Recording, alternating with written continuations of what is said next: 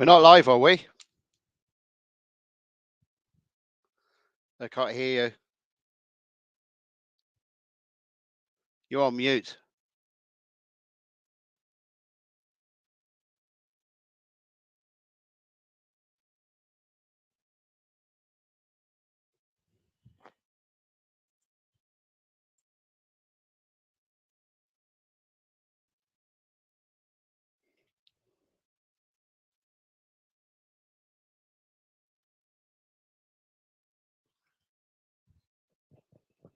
Hello? Yeah, I think I'm up and running now, John. We're not live, are we? Yeah, we're live now. Yeah. Oh, right. I was ready. Fantastic. First of all, I'd like to welcome everybody to the show. Of course, the salutations of peace and welcome to everybody.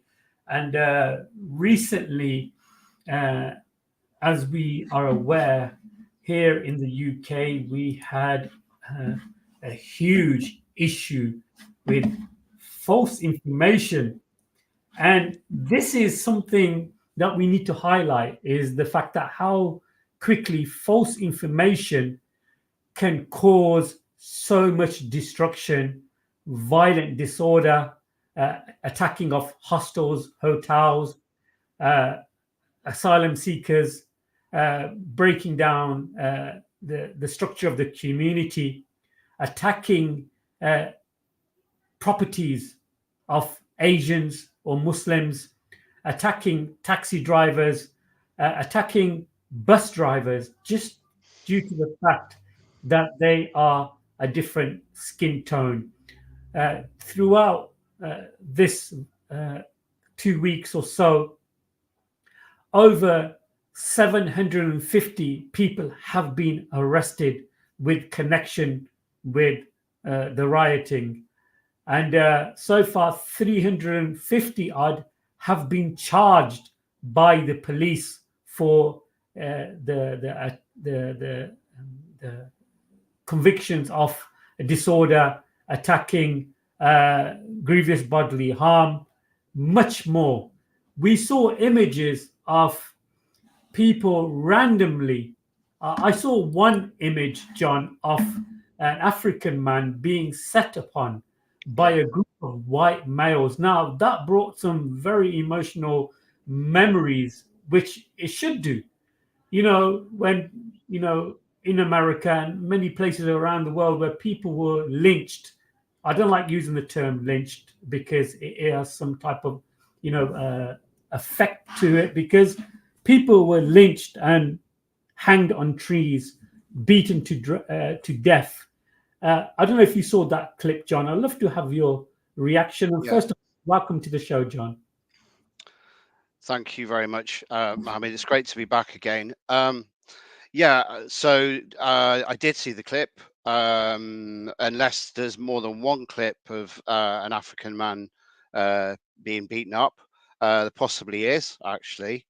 Actually, I was in Switzerland when all that kicked off, and I just wanted to get back home. Some of the people I was with didn't want to go home at all, because they felt like this was a turning point. And I think in some ways it was a turning point. I have a number of thoughts on the subject that I wanted to share with you today, but I didn't want to just go on a monologue. So please stop me if I'm doing that. I guess there's a few issues here, really. The first and foremost is the emergence of racism and civil disorder, the breakdown of law and order. Let's put that number one. I mean, I've been on the left pretty much all my life, really. I've considered racism to be something worth fighting against all my life. Worked in the health service for many years, worked alongside many different nationalities, many different religions. You could also talk about gender identity as well. There's a lot of tolerance within the health service, and it's no wonder, because the health service has been propped up by immigration. So let's be quite clear about that. Secondly, hey, Mustafa. Assalamu alaikum. How's everybody? Wa alaikum salam. Welcome, Mustafa. Sorry, John, to cut you up there, but No? Mustafa has joined us. And Yeah, I've seen Mustafa. I saw him on yeah, Sky News. Actually, he's walking through the crowds yeah, in the No to Racism march. And I yeah, quickly texted him. Or I actually phoned him, but I think he was busy, so he didn't pick my phone up. But Mustafa has actually been there on the front line.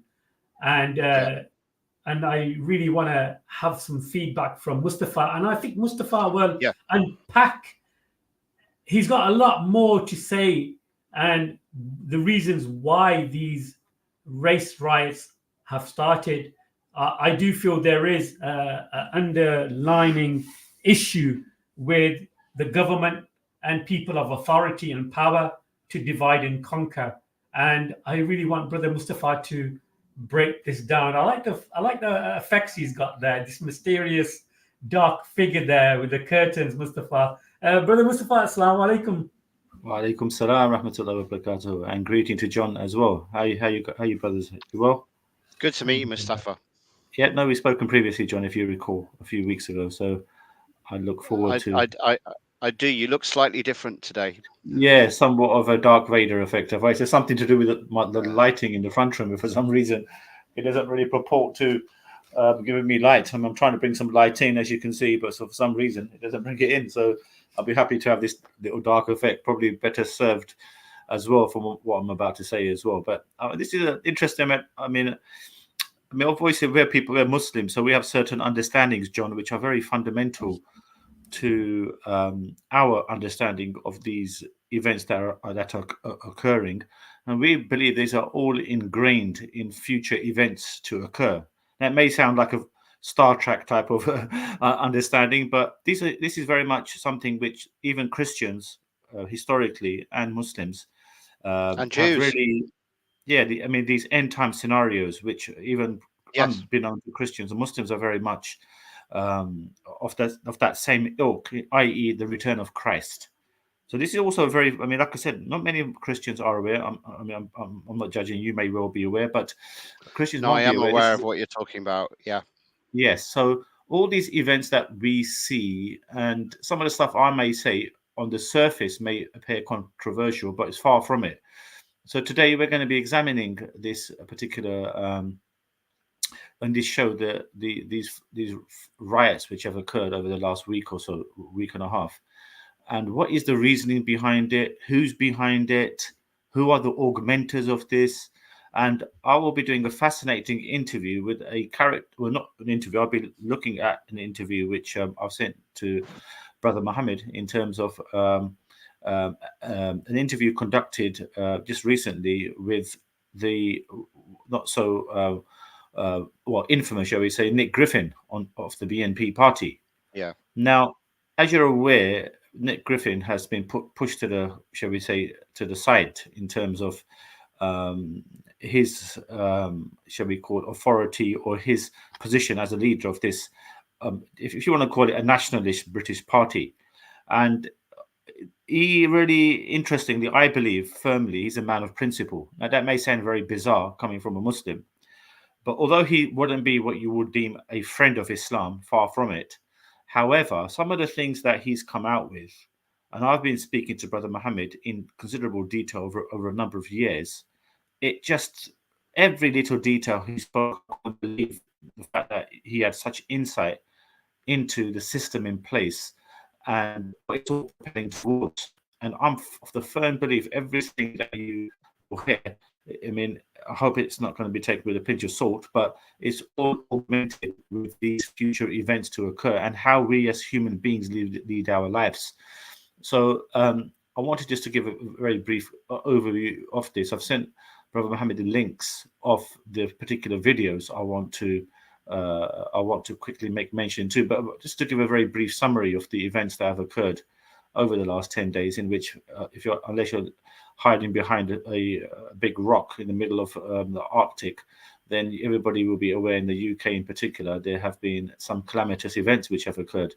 as a result of 3 young girls having been unfortunately brutally murdered by a 17-year-old of Rwandan heritage, although he was born and brought up in the UK. So immediately, as everybody is aware, as a result of this vile incident, the Muslims took the blame. As a result of misinformation spread on the media that it was a Muslim chap who did it. So subsequent to this, it was quickly established that it wasn't a Muslim. It was simply someone who's got some what would appear to be mental issues. And he has gone ahead and did this act for reasons unbeknown to us. And we haven't really been told by the media as to, I mean, when the police have arrested him, what were his motives for doing anything? We haven't heard nothing. And this has been going on for a number of days now about why did he do it? What was it all about? He actually came from a Rwandan strong Christian family, in fact. But the fact that the Muslims took the brunt of this just shows the vitriol and the hatred towards Islam and Muslims is at a level which I think is on par with the Nazi Party during the Hitlerian period as well.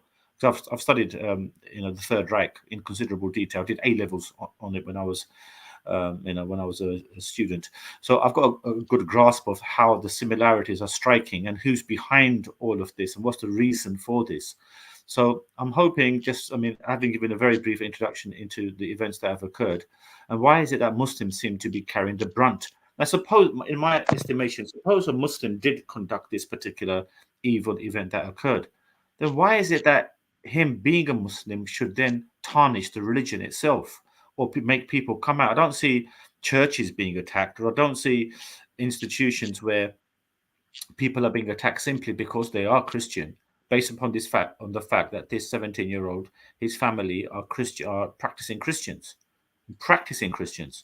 and that is the sad anomaly of this. So events have occurred over the last few weeks in which the far right have, as we've all seen within the national media and on social media, the attempt to really cast extreme fear amongst the Muslim communities, and the attacks on religious institutes, on people, on Islamic information tables, which I also attend in East London as well. In Liverpool, there's a YouTube image of a Muslim gazebo where they give information to the public, which was viciously attacked by these far-right elements. So I also believe these far-right elements, they are just you want to call them innocent, but they're just foolish people who are just jumping on the bandwagon, but they are being used in the background by certain powers that be. And of that, we have no doubt whatsoever. So this is what we're going to be looking to discuss, and I'll give a brief background to this. And why is this vitriol against Islam particularly so clear in the light of the events occurring around the world, particularly the butchery taking place in Gaza currently, and the upsurge in the general good British populace who are at this current time standing up and really, feeling that this has gone too far. And what are our government's motives for continuous support of the brutal state of Israel in this mass genocide of the Palestinians? So I think now this is really coming onto the fore. So in order to deflect this, I believe that a very systemized game has been conducted by Zionists in order to propel the narrative back onto the Muslims, particularly in Britain, where the tide is very much turning against the Israeli brutality, and they're seeking to harbor or infest Britain with a massive divide, which will then lead middle class Britons, essentially speaking, to go against Muslims, and the working class perhaps to enact physical acts of, shall we say, intimidation towards Muslims. So it's all been done, I think, for a particular reason. And we're going to be looking at this interview, which I happened to stumble upon on the Rumble. I'm not sure if we're allowed to mention this on YouTube, but on Rumble, the alternative media platform to YouTube, in which Nick Griffin gives this particular interview, which I want to go through in depth. And it could well be that we may have to do a number of shows to do it justice. There's so much more I want to say, but for the sake of not being so monotonous and making it free all, I'd like to just show something in particular as a starting point, just before we get onto the interview, Brother Muhammad. I just want to confirm the sound comes through, because when I screen share, for some reason the sound doesn't come through. So I'm going to play it quickly just to test it. I don't know if you can hear it. I can see it, but I can't hear anything. That's the problem. Yeah. So let me see if John, are you on a laptop, John? Yes. Yeah. I can send you it, and then hopefully you can screen share it, and it'll work. So how are you going to send it? Are you going to send it by email, or are you just going to put it in I'm just going to forward you the link. Yeah, sure. And then click onto it, and a Rumble page will come on. Bear with me. Sure.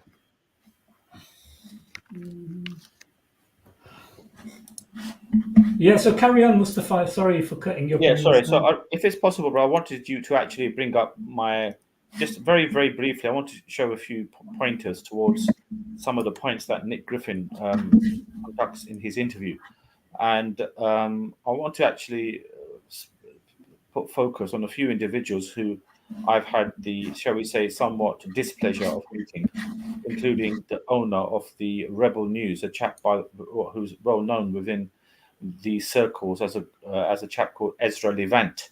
I'm not sure if you've heard of him, John. In terms of who this individual is, he is the owner of the YouTube channel called Rebel News, which has, I think, some near 1.5 million subscribers, and a very influential person who is an advocate of the Israeli movement, the Zionist movement, whose sole attempts are to malign Muslims in particular and to build up the Zionist propaganda, which has become rampant. So I happened to stumble upon him a number of months ago, I think going back really just a week or so, or possibly 2-3 weeks post October the 7th, in which I featured on the channel, whereby the brother who owns the channel, he advised that I speak to the person. When I spoke to him, guessing he's a reporter, but having no clue who he actually was, but later turned out to be this very infamous Zionist propaganda, if you want to call it, propagator. His name is Ezra Levant. I can just show you, perhaps, Brother Muhammad, if you're able to bring that up and we can hear it, that'd be great. We don't have to go into depth, just to show you. Yeah, I got it now, backstage. I'm going to bring it on, John, okay. I have that. Should I? Yeah, so if you want to make it bigger now, if you want to make the screen bigger, the bottom right-hand corner should be a square. According to the multi-stage strategy of global anti-cultism, the uprising of this 1-minute prayer was used by the greatest Christian king to manifest wealth and abundance. Baldwin we have a big problem, and this is going to continue ongoing. This is an outrage to America. You talked about law. This is a travesty to law. There is no law, because the information and money are completely controlled by a small group of people. And if you say their name, you're called an anti-Semite. Don't let your voice go. Go.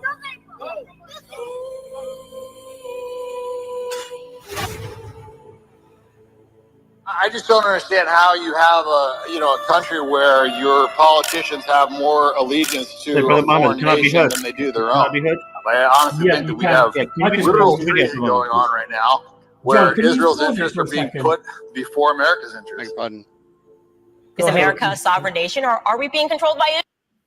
So sorry about that. Just very briefly, I think it's very important people watch this whole interview but for the sake of time, and because obviously the show has to be somewhat coherent. The initial 10 to 12 minutes are just an indication of who or which types of people manipulate the narrative and what they're all about. So everybody can see it later on the link. Perhaps Brother Muhammad could post it on the chat. But for the sake of time, I really want you to get into the interview of Nick Griffin, which starts around about the 11-minute mark. But before we do that, I just want to have that link I've sent you, Brother Muhammad, for the interview I had with Ezra Levant. Just quickly bring that up, so just so people get an idea, because he brings him up pretty early within the interview, does Nick Griffin, and it's very, very telling. I've met this individual who's unbeknown to me. So essentially, like I said, you got to this presenter of the show, he seems to be an Islamophobe to a large extent, suggesting that the riots have all been as a result of Muslim attempts to what you call bulldoze British society in general. So it shows how apparently the authorities and the police are in with the Muslims in trying to demean the indigenous white masses. But Nick Griffin comes along in the show, and I was very, very impressed by him, to be honest. I mean, like I said, he's no friend of Muslims, he's no friend of migrants. However, some of the things he said were absolutely extraordinary. Now, just before we go on to this, brother, and I thank you very much for pausing it at that exact spot, but are we able to quickly the right spot, Are we able to quickly go on to that interview, Brother Muhammad, with the one I had, so people are aware of who this guy Israel Levant is? The thing is, then John has to remove this now, and then I've got to send him another link, and then he can play. Okay, that. fine. So what we could do then, just let's start the interview, because I'm very, very eager for people to know what is the consequence of these actions we've seen over the last 10 to 12 days in relation to this interview with Nick Griffin as well. So if we can perhaps play just it move from on here. If you're ready, yeah. I mean, the interview should. Yeah, that's fine. Let's just give that a go. Yeah, that's fine. I just need you to understand we're not against you guys. No. We're here to help and protect you. We all understand. Yeah, appreciate that. What you're doing. Thank you.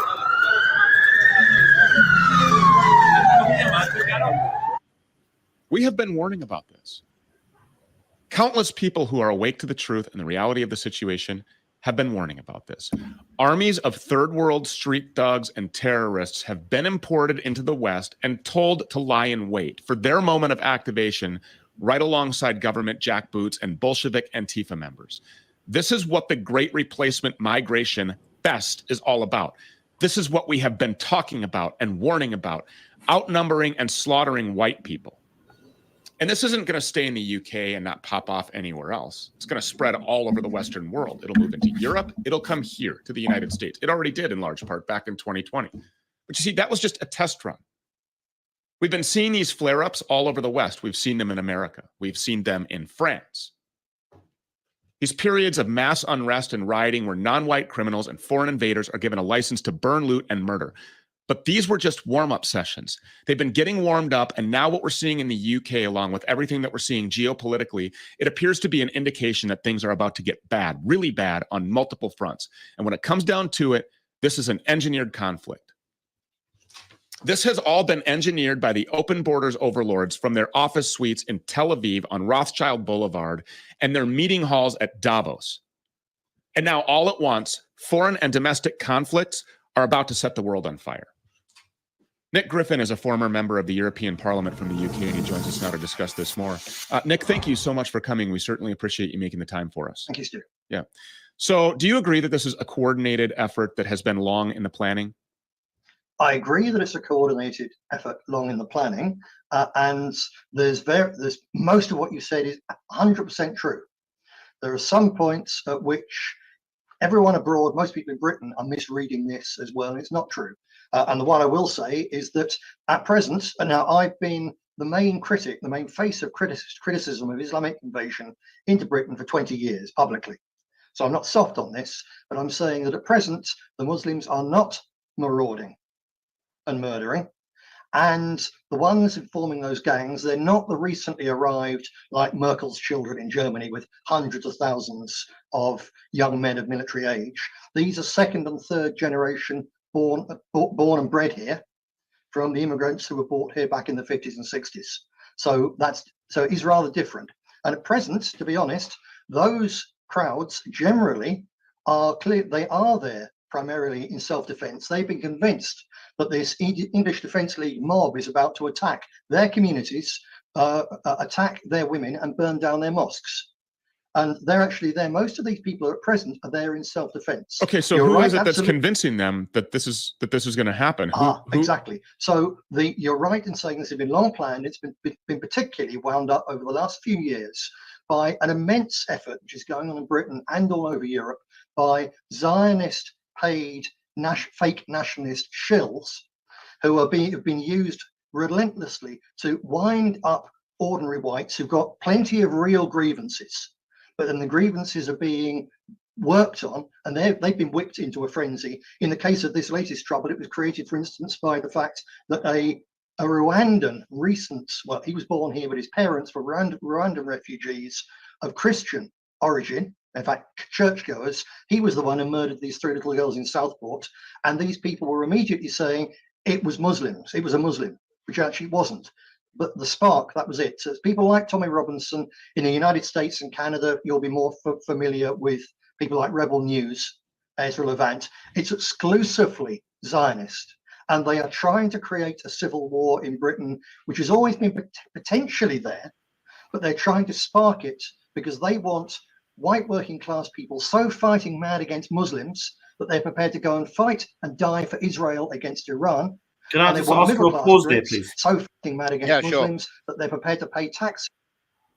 Thank you. Thanks very much. So we've seen a brief introduction from, initially we can see from the interview that this particular gentleman on the left, the presenter, he seems to be presenting this show to suggest that Muslims are on the rampage, that UK police are betraying the indigenous white populace and allowing and supporting the, if you want to call it, migrants or Muslims, which is far from the case. Now, Nick Griffin has come on the show, and rather than jumping on the bandwagon and supporting this narrative, he's speaking the truth. Bear in mind, this chap was the leader of the British National Party, the party which was before the EDO really was formed, which, for everybody's attention, was actually referred to as the English Defence League and Jewish League. It was actually set up. The BNP was the precursor to that. And Nick Griffin was also really propelled by the Zionists in particular to spread an anti-Muslim narrative, which he was quite happy to do.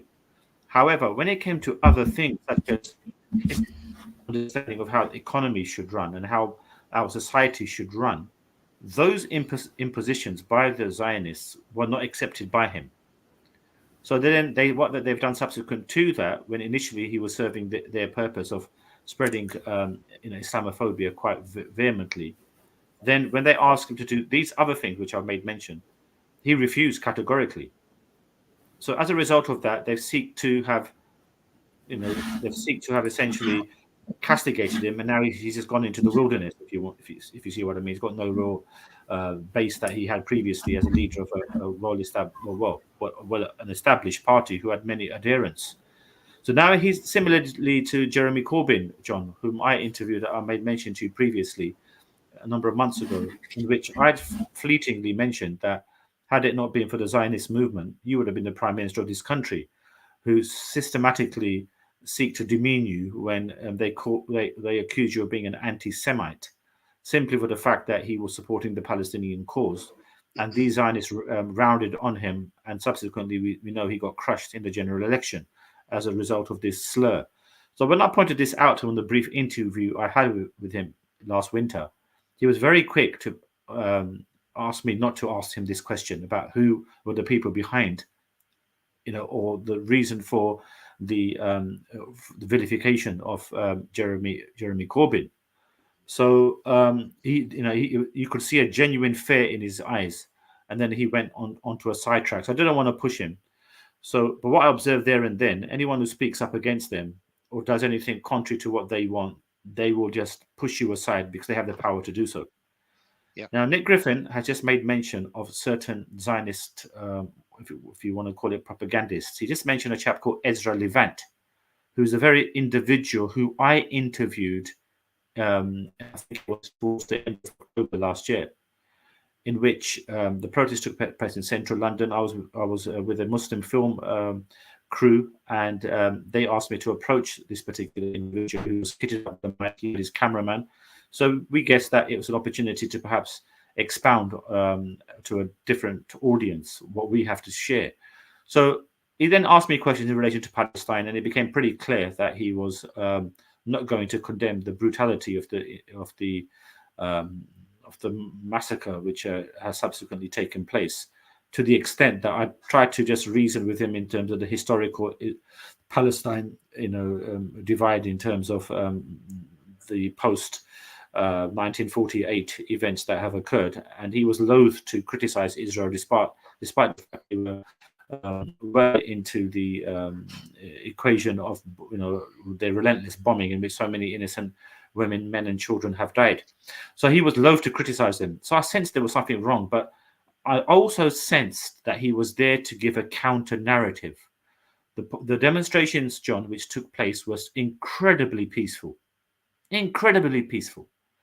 Now, I would myself speak on a mic calling out Suella Braverman, who I believe was a part of this system, trying to de-alienate Muslims. She was suggesting that there are Islamists within these marches who are trying to drum up support for themselves and trying to cause hatred. And that was absolute nonsense. Absolute nonsense. So eventually we know that Suella Braverman, whose mouth just seems to precede her thought pattern, she said a few things about homeless people. And on this march that we attended, unbeknown to all of us, as I mentioned before, the most influential British politician, I believe, since the Second World War, Michael Gove, even outweighs Maggie Thatcher or anyone else you can possibly think of. He was seen in central London with a suitcase at 3 p.m. in the afternoon, walking somewhere near to Victoria Station, which seemed a bit of a bizarre time for him to be suited and booted at 3 p.m. in the afternoon. He actually was called into a meeting with Douglas Murray and other people who run the political affairs of this country. And they decided to boot Suella Braverman. So the protest takes place on a Saturday afternoon. On a Monday morning, the announcement is made due to the fact that she's opening her mouth too much. Now, she said everything accordingly well in terms of what they wanted in terms of an anti-Semitic narrative. She was just the people who attend these marches, of which there was one march which 500,000 people attended, even though the BBC was saying it was a maximum of between 80 and 100,000. But the turnout was absolutely astronomical. For miles on end, John, you could hardly see. You could hardly walk. It was like, imagine attending a soccer match going down an aisle at Wembley Stadium where you are in the middle of the crowd. That's how it literally was. So it was a very peaceful demonstrations. In total, there was just a few handful of arrests due to some rowdy behavior, but not anything untoward. Then we saw the subsequent events which took place with the far right then did a counter protest a week or so later. And their numbers were much less, but their arrests were in the hundreds, rioting, creating anarchy, fighting with the police. So you can see the difference between the two. Yet, Suella Braverman is determined to vilify those people, those very people from all walks of life who attended that particular rally, and she was vilifying them. She was calling them all types of names, extremists and anti-Semites and hatred for. It was absolutely shocking. Some of the things that she's been able to come out with, just like her predecessor, Priti Patel, who I'm just going for a slight tangent, but the way she acted as a Home Secretary as a result of her position and how she would physically attack, and I'm not making this up, attack her bureaucrats who worked in the Home Office with her, to the extent that she constructively dismissed a chap called Sir Philip Rutnam, who was an MP in London. And when she attempted to, when she constructively dismissed him, it was established that this was the case. And he was standing up for the people that she was bullying as a result of her antics. So when the report takes place, it was commissioned to take a report that should take place in regards to her behaviour, Boris Johnson subsequently came out, John, and told, and this is mentioned in The Guardian, that he wanted the commissioner to tone down his conclusions on what Priti Patel got up to. It was all as a result of some other factors that in which she would bully her co-workers who were looking to present certain documentation in terms of Fathers for Justice organizations which were appealing to her for help, but she didn't want to go down that path. So when they were presenting the evidence or the applications to her, she took exception, and then she kicked a few. Literally, she kicked. So anyway, I've gone slightly off tangent, but in reference to Suella Braverman, I was actually vociferously calling her out, and she got wind of this.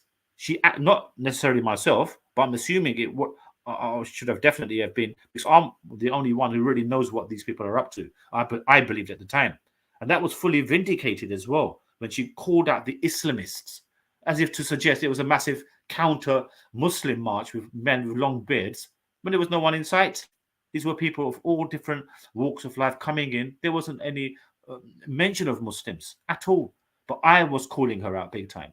People warned me, in fact, not to say anything. So, but anyway, by God's grace, she was able to, she was deseated from her position. Now, with regards to Ezra Levant, so later it's been established that this guy is a total and utter mouthpiece of the Israeli government as well. He's got this channel called Rebel News, as I made mention, very famous on YouTube.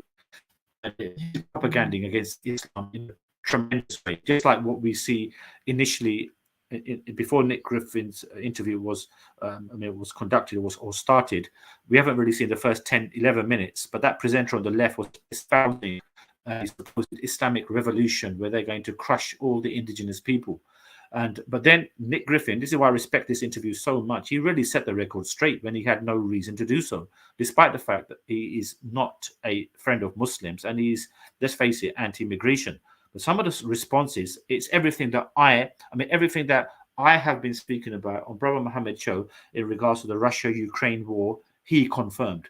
Who's behind it? He confirmed. The the Israel-Palestine issue, he confirmed it. It left me having pins and needles and goosebumps that as someone who is perhaps the antithesis of what a Muslim would be, and here I am as a person who likes to think I like to propagate Islam, but yet he's conforming to everything that I'm thinking, and I've got every step-by-step evidence of this. You probably need to, it'll be, like I said, I don't want this to be a monologue, but I'm trying to give a background to things which I've been so passionate about for people to be aware of, in which we'll continue with the interview now, but that was just a slight background as to the mentioning by Nick Griffin of this particular individual.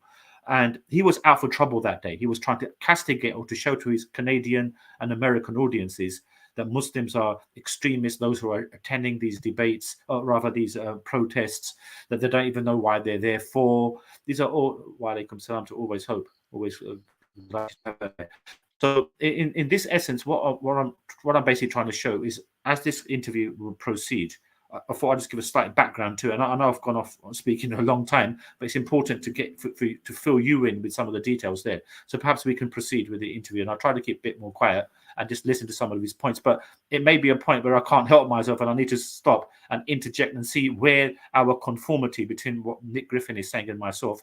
And that interviewer on the left, he's left startled to some of his responses. He thought perhaps that Nick Griffin would jump on the bandwagon of that title, UK police betray white Brits, or Muslim invaders armed with weapons declare war on British citizens. Look at a crazy type of title that is on there. Inflammatory to an extreme extent. It's baseless. But Nick Griffin, with due respect to him, he sets the record straight. We've heard so far that he said these were nothing to do with Muslims. They were just protecting their places of worship and their communities and their businesses. That's it. But the way it's portrayed, as if Muslims were out there creating anarchy. So we can continue. Sorry about that long. And support the government getting involved in foreign wars that are nothing to do with us. And it's being manipulated. And they brought Britain to the brink of a civil war. And when that civil war does happen, yes, then those Muslim mobs, they will be burning and killing and forcing out their white neighbors. And white people in areas where the Muslims are a tiny minority will be doing the same thing. Britain faces a catastrophe. So are you saying that this is being orchestrated at the behest of Israel? This is being organized. It's absolutely clear. I produced, back in 2012, I produced a full study from material that was in the public domain and a few interviews with people involved on how Tommy Robinson created what was called the English Defence League. And it absolutely documents that it was a Zionist front operation designed to wind people up from the beginning to the end. And in recent years, they've thrown vast amounts more money at this effort. We've now got a news channel, basically a rival to the BBC. It lost GB News. It comes out with this stuff all the time, 90% correct, and then they just put the extra bit in to twist things. It lost $50 million last year alone. But it's funded from very, very wealthy, hardcore Zionist Jews to get the Brits fighting mad. Okay. So if this is being... Pause it for a second again. I'll be very brief this time, I promise. So in effect, he's made a slight little conclusion there by stating that this is all an attempt by Israel to stir up this hatred for Muslims in an attempt to then deflect what they've been doing, their atrocious acts in Palestine, and to cause this anti-Islamic hatred and rhetoric. So, like I said, I'll be very brief, but things that will become prevalent is what they try to present is that these rioters or protesters are concerned about the supposed evil ideology of Islam, which is being thoroughly augmented within our societies. And they often make these types of statements. Oh, you're trying to force your religion down our throats, or people are being forced to convert to Islam. Nonsensical type of ideas that they are coming out with. People who are generally speaking quite illiterate, haven't got a clue about Islam or even their own religion, to be honest. And they're the ones who are coming out saying these things. But the people behind them are, if you can see, the Israelis. In this case, you see, they're trying to, because of the narrative is going against them in terms of what they've been doing in Palestine over decades, and particularly these latest events which have occurred, that they want to now throw the, counter it by throwing it back on the Muslims. So Tommy Robinson is such a stooge. We notice when he goes to, when he has his counter rallies of the far right, the first thing he ever speaks about, very first thing, he doesn't speak about migration or what he can do for the Brits or how we can become a better society. The first thing he ever mentions in every one of his discussions is Israel-Palestine. That's the first thing which comes out of his mouth. Now, the ordinary Englishman, to be fair, they're not interested in world affairs. As long as their houses are in order, their society is running well, they've got money coming in, hey presto, that's all they're concerned about. But no, Mr. Lennon, his real name is, he's actually a vociferous Islamophobe, and he actually goes to Israel regularly, and he's funded by them. He was recently, actually, for everybody's attention, he featured on an Indian broadcasting channel in which they were feeding him questions, and he was appealing to the Hindus of India to be aware of this Islamic rising, this Islamic takeover of India as well, despite the fact that Hindus populate just under 1 billion and Muslims are just around the 240, 250 million mark. So they're trying, he's even going there in trying to spread the already delicate situation in India, where Muslims are really in a perilous situation in which they are being butchered and tormented, as you probably heard from the news, without me going into a long monologue again as well. But so far, what we've concluded here, he summarized things pretty well, and he's made it clear that Muslims were not to blame for this. This is Nick Griffin, people who are watching, who's supposed to be an extreme Islamophobe, but he's not. He spoke the truth. So this is very interesting. Yeah. You want me to carry on playing it, or yes, please. Yes, please, John. Yes. Yep. Orchestrated by people that you're referring to as Zionists, and you've mentioned Israel. As we have said on this program multiple times, Israel is fake. This is not the Israel of the Bible. This is not the Jews that Jesus was talking about. Do you agree with that? Absolutely so. Okay. Yes. With that being said, this was a set of arbitrary borders that was set up and put over in the Middle East. They called it Israel to program and to brainwash and to indoctrinate and to gaslight and to just repeatedly lie to boomer, lukewarm, Protestant, evangelical, Schofield Bible reading congregations to convince them, because we are a predominantly Christian nation here. We were founded as a Christian nation. We have a predominantly Christian electorate here in our country. We have to convince these people that you cannot question, much less criticize, this foreign secular nation state, which makes it a great place to bury all of the bodies and funnel all of the trillions of dollars to enrich the fat cats in the DC Beltway and activate the war machine whenever you want to funnel more money through NGOs, Lockheed Martin, Raytheon, and then the fat cats in the DC Beltway that get rich, the Warhawks, Lindsey Graham's, the Nikki Haley's, the eye patch guy, Dan Crenshaw's, and then many others that we don't know about, right? So when you're talking about Zionists, when you're talking, who specifically is it that's coordinating all of this? This has been, who's specifically coordinating it? Now it's 12, 14 years since I researched this, and you've just dropped that question on me. No, this is an evolving environment, obviously. Involving. This is an evolving environment. Yes, yeah, yes, I mean, yes, we're digging every day trying to learn who is at the root of all of this. We have a film coming up, Occupied, which I'd love you to sit down with me. We'll come to the UK and sit down with you. Yeah, it's a group of ultra-Zionist billionaires, some of them Jewish, some of them like the Koch brothers and so on. It's a German name. They're not Jews and so on, but they're these ultra right-wing Beltway Republican type idiots who they're all of them Christian Zionists, all of them. And some Zionists are Zionists, some Zionists are atheists. Sorry, some Zionists are Jewish, some Zionists are atheists. The majority of Zionists, I think, actually, are Christian, and they're heretics. But they don't know they're heretics. Like, they genuinely believe all this nonsense that they've got to support Israel. They've got to have that, then the Messiah will come back. They're very, very confused people. But there's plenty of it in the public domain. It's not some wacky tinfoil hat conspiracy theory. The English Defence League and organisations like them, you can trace the funding back to this clique. Rosa Nienwald is one of them, for instance. This clique of very, very wealthy Jews of East European origin who've got a hatred of Christianity, particularly hatred of Russians, and of course a hatred of Arabs, a special hatred of the Brits, because back in 1945 to 48, we were in the way of their creation of the State of Israel.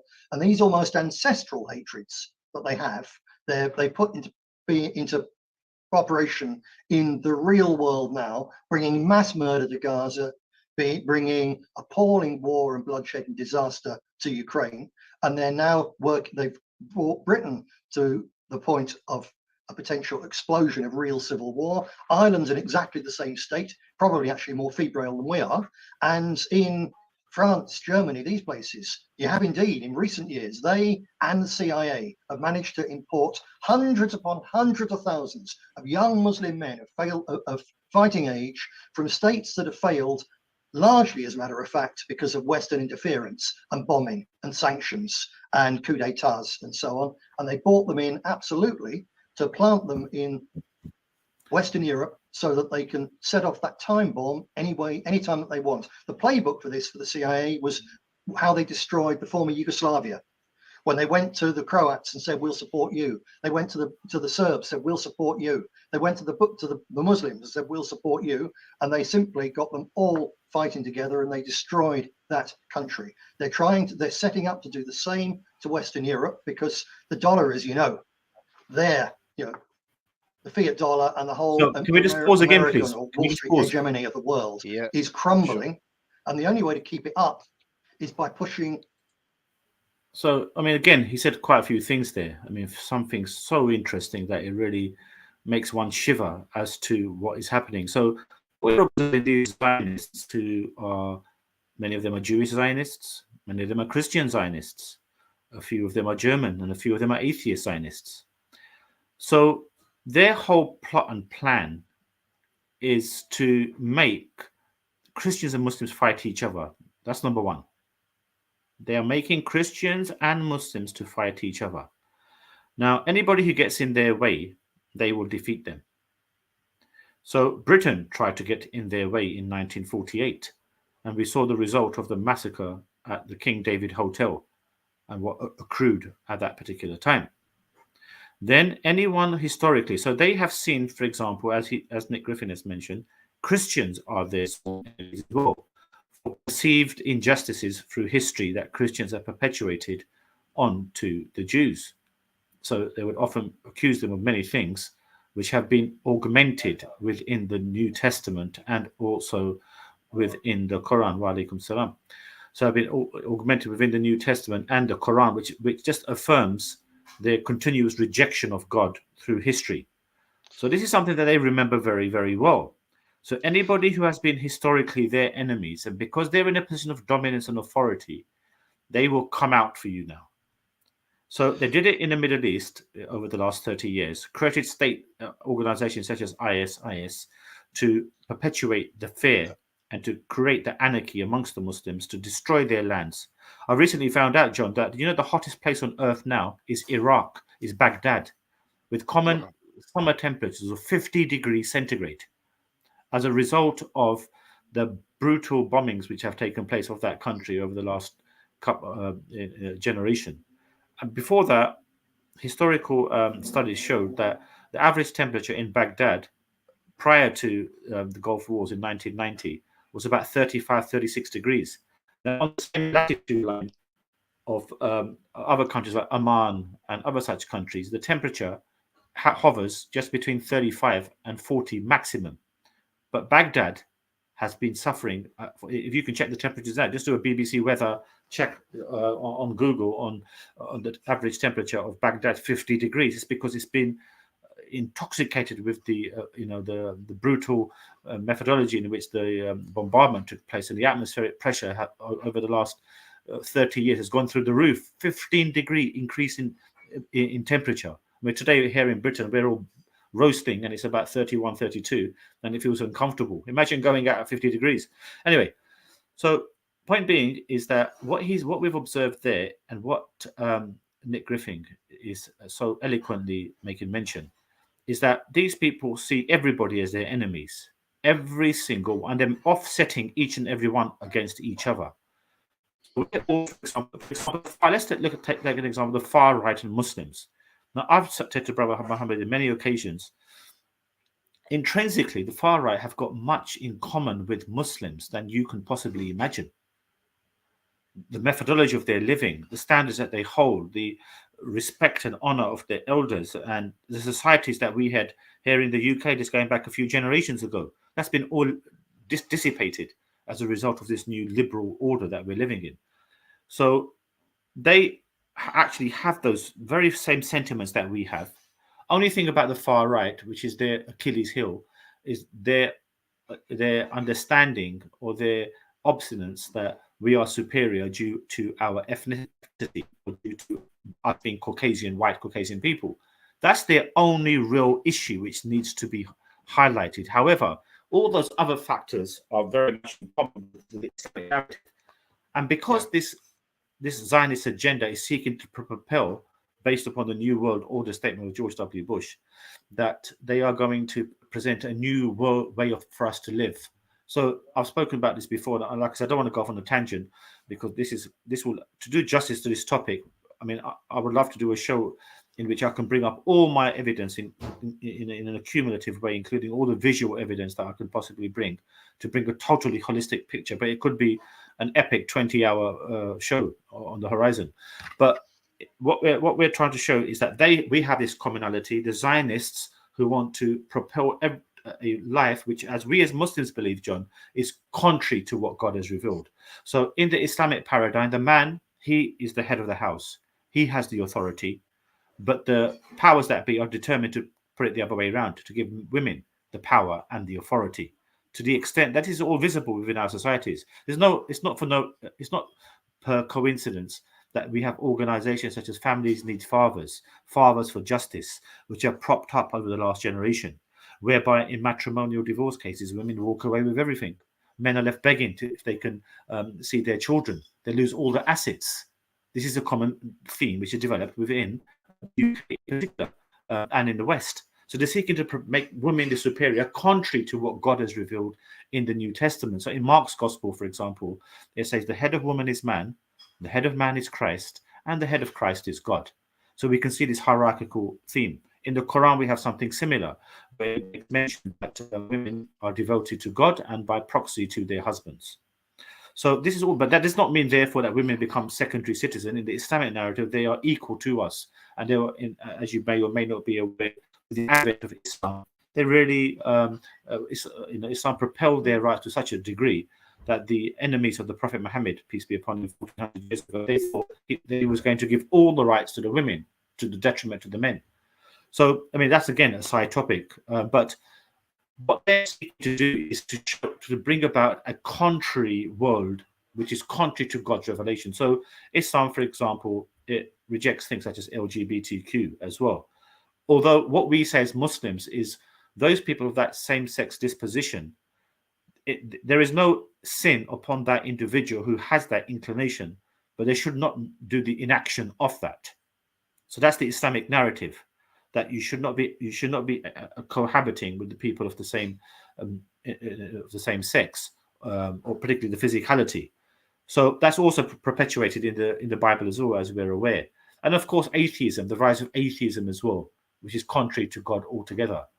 And finally, there's something else which is a secret, which not many people are aware of.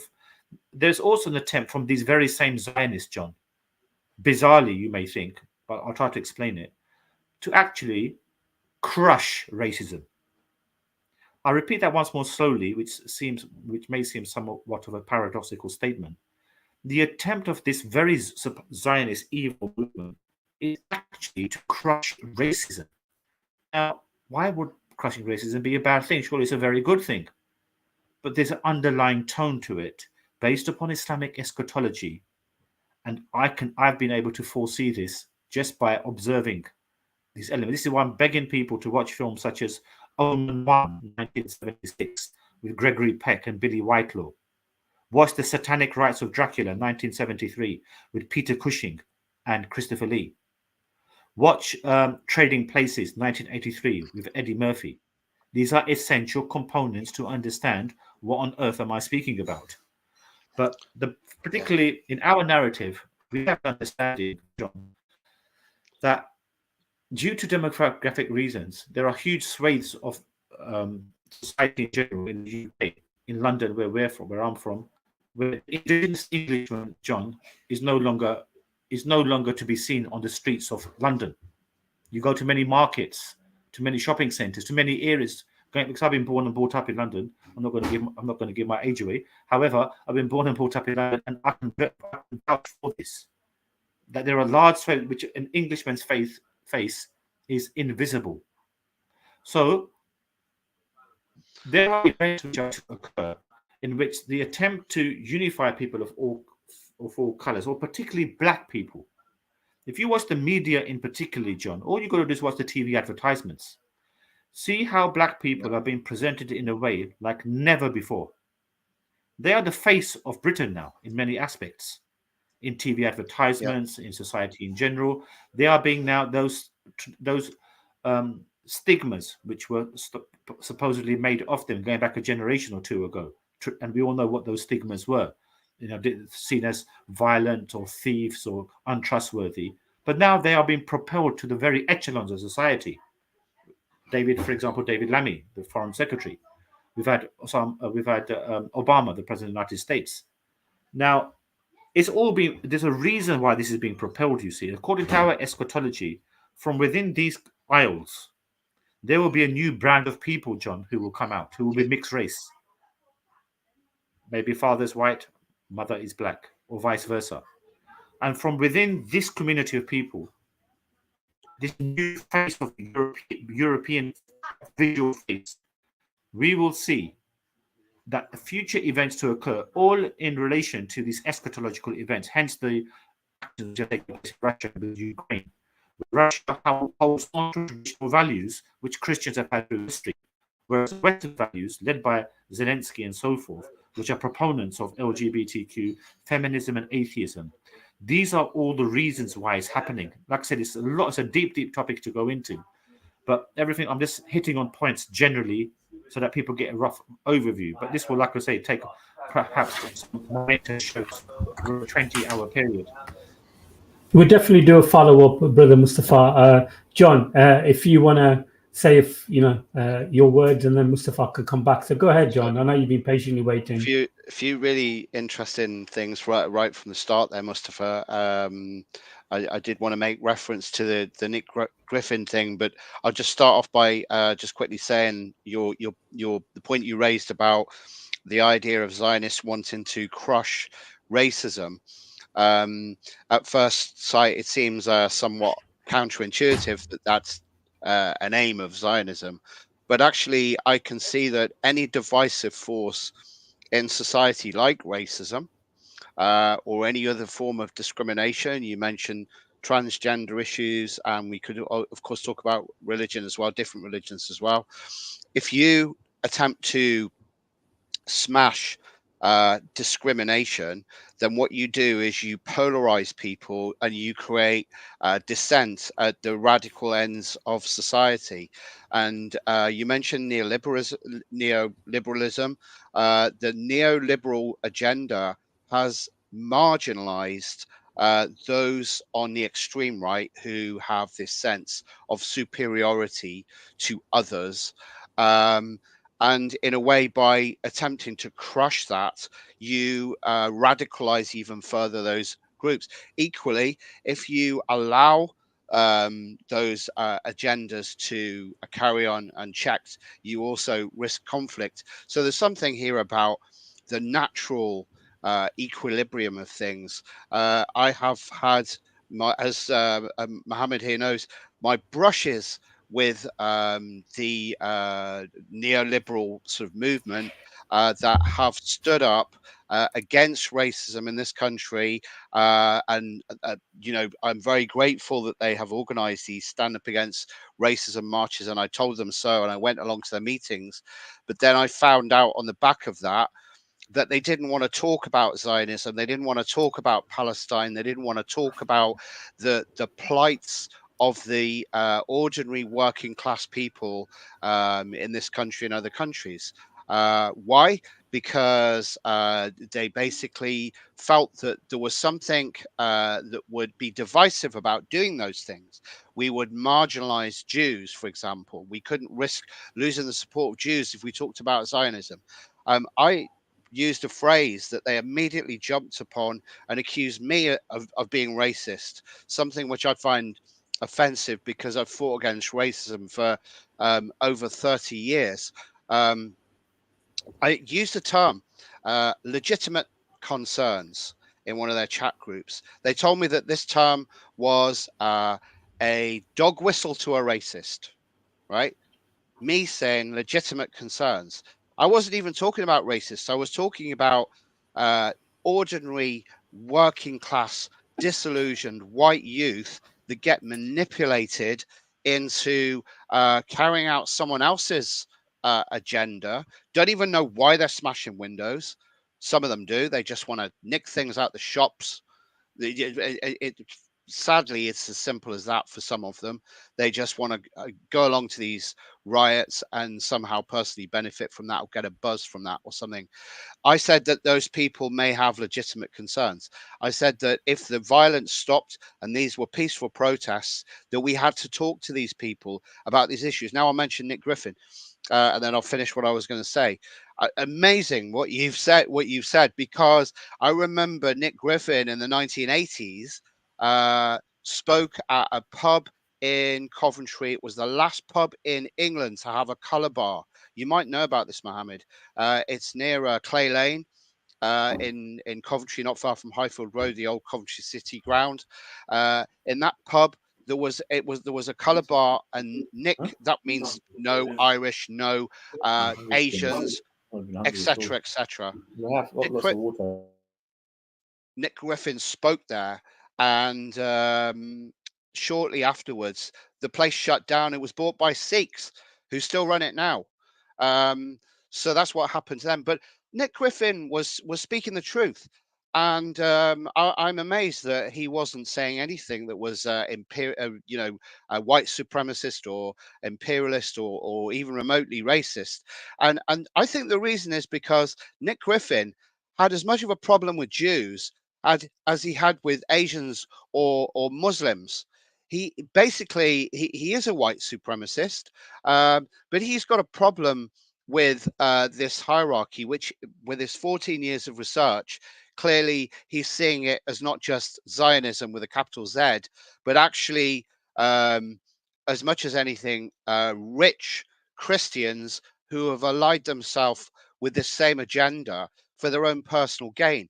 And the reason the letters that I think it was Tommy Robinson didn't want to say, or Nick Griffin didn't want to say when they were asked who's behind this. You mentioned it earlier. Somebody didn't want to say who was behind it. Was it Farage? I'm not sure. But basically, it's the CIA, right? You have the CIA, you have Mossad, you have all these secret organizations, maybe MI6 at the moment. I think they've they nearly lost their membership of that group, because if Corbyn would have won the election, the CIA would have cut links with MI6, and they said as much. But I think that obviously those groups, those secret organizations, are carrying out the behest of those who are really in control. They're not the ones, of course, really in control. They're the ones just who are able to carry out various operations. There's lots of secret operations going on right now in Russia, in Ukraine, in Syria, in Iran, in Yemen.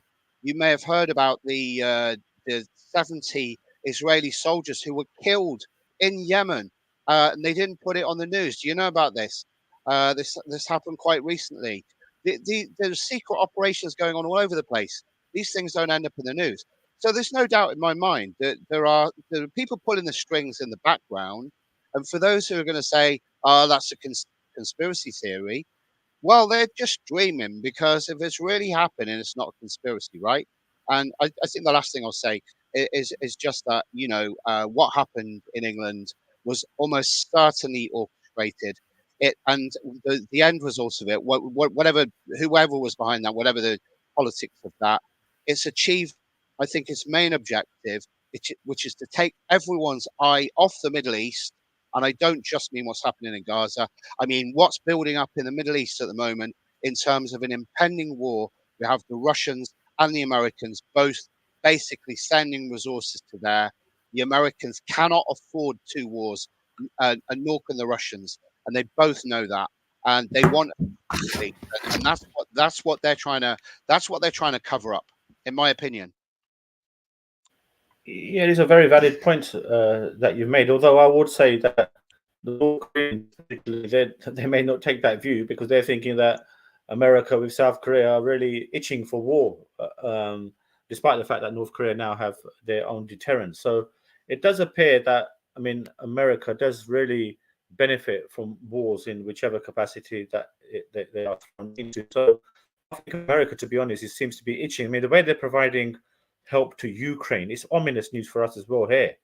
I mean, recently there's been actual Ukrainian incursion. They've taken 18 miles of Russian territory, which I just read up on. Yeah. And that is something that the Russians, they are not going to tolerate under any circumstances. So I can foresee over real cataclysmic events on the horizon. I mean, that is a sovereign state, and they're already itching to perhaps put in tactical nukes within these battlefields. So we've all heard it now. I mean, currently everybody's grateful, in the limited way that you can be. Only 2 occasions have nuclear bombs been thrown. Let's not be doubtful. Not just let us not think. I mean, I remember seeing, John, many years ago, an episode of Only Fools and Horses, which was titled "The Russians Are Coming." Now, on the surface, it may seem okay, just a bit of comedy at the height of Cold War tension. However, you see the resemblances of certain actions which these people in power propagate decades in advance.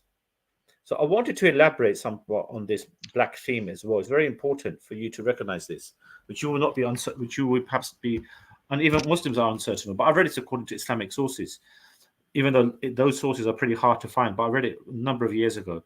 It actually does make mention that there will be a unification between Muslims and Christians in relation to these end-time scenarios, who will want to repel this anti-God system, which is becoming prevalent, which is unfortunately being perpetuated as a result of the Zionist movement upon societies in the West in particular.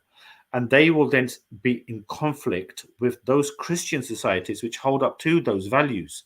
And I've actually seen this where complaints are being made by in Ukraine that about how LGBTQ are really playing a fundamental role within the Ukrainian army as well. A lot of soldiers are of that particular disposition.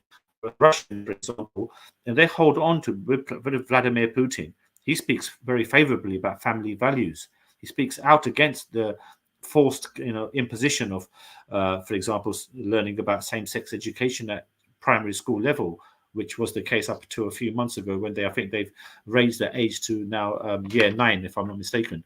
But the point being is that in our understanding, John, the precipice of the coming of Christ will involve these particular events that will occur.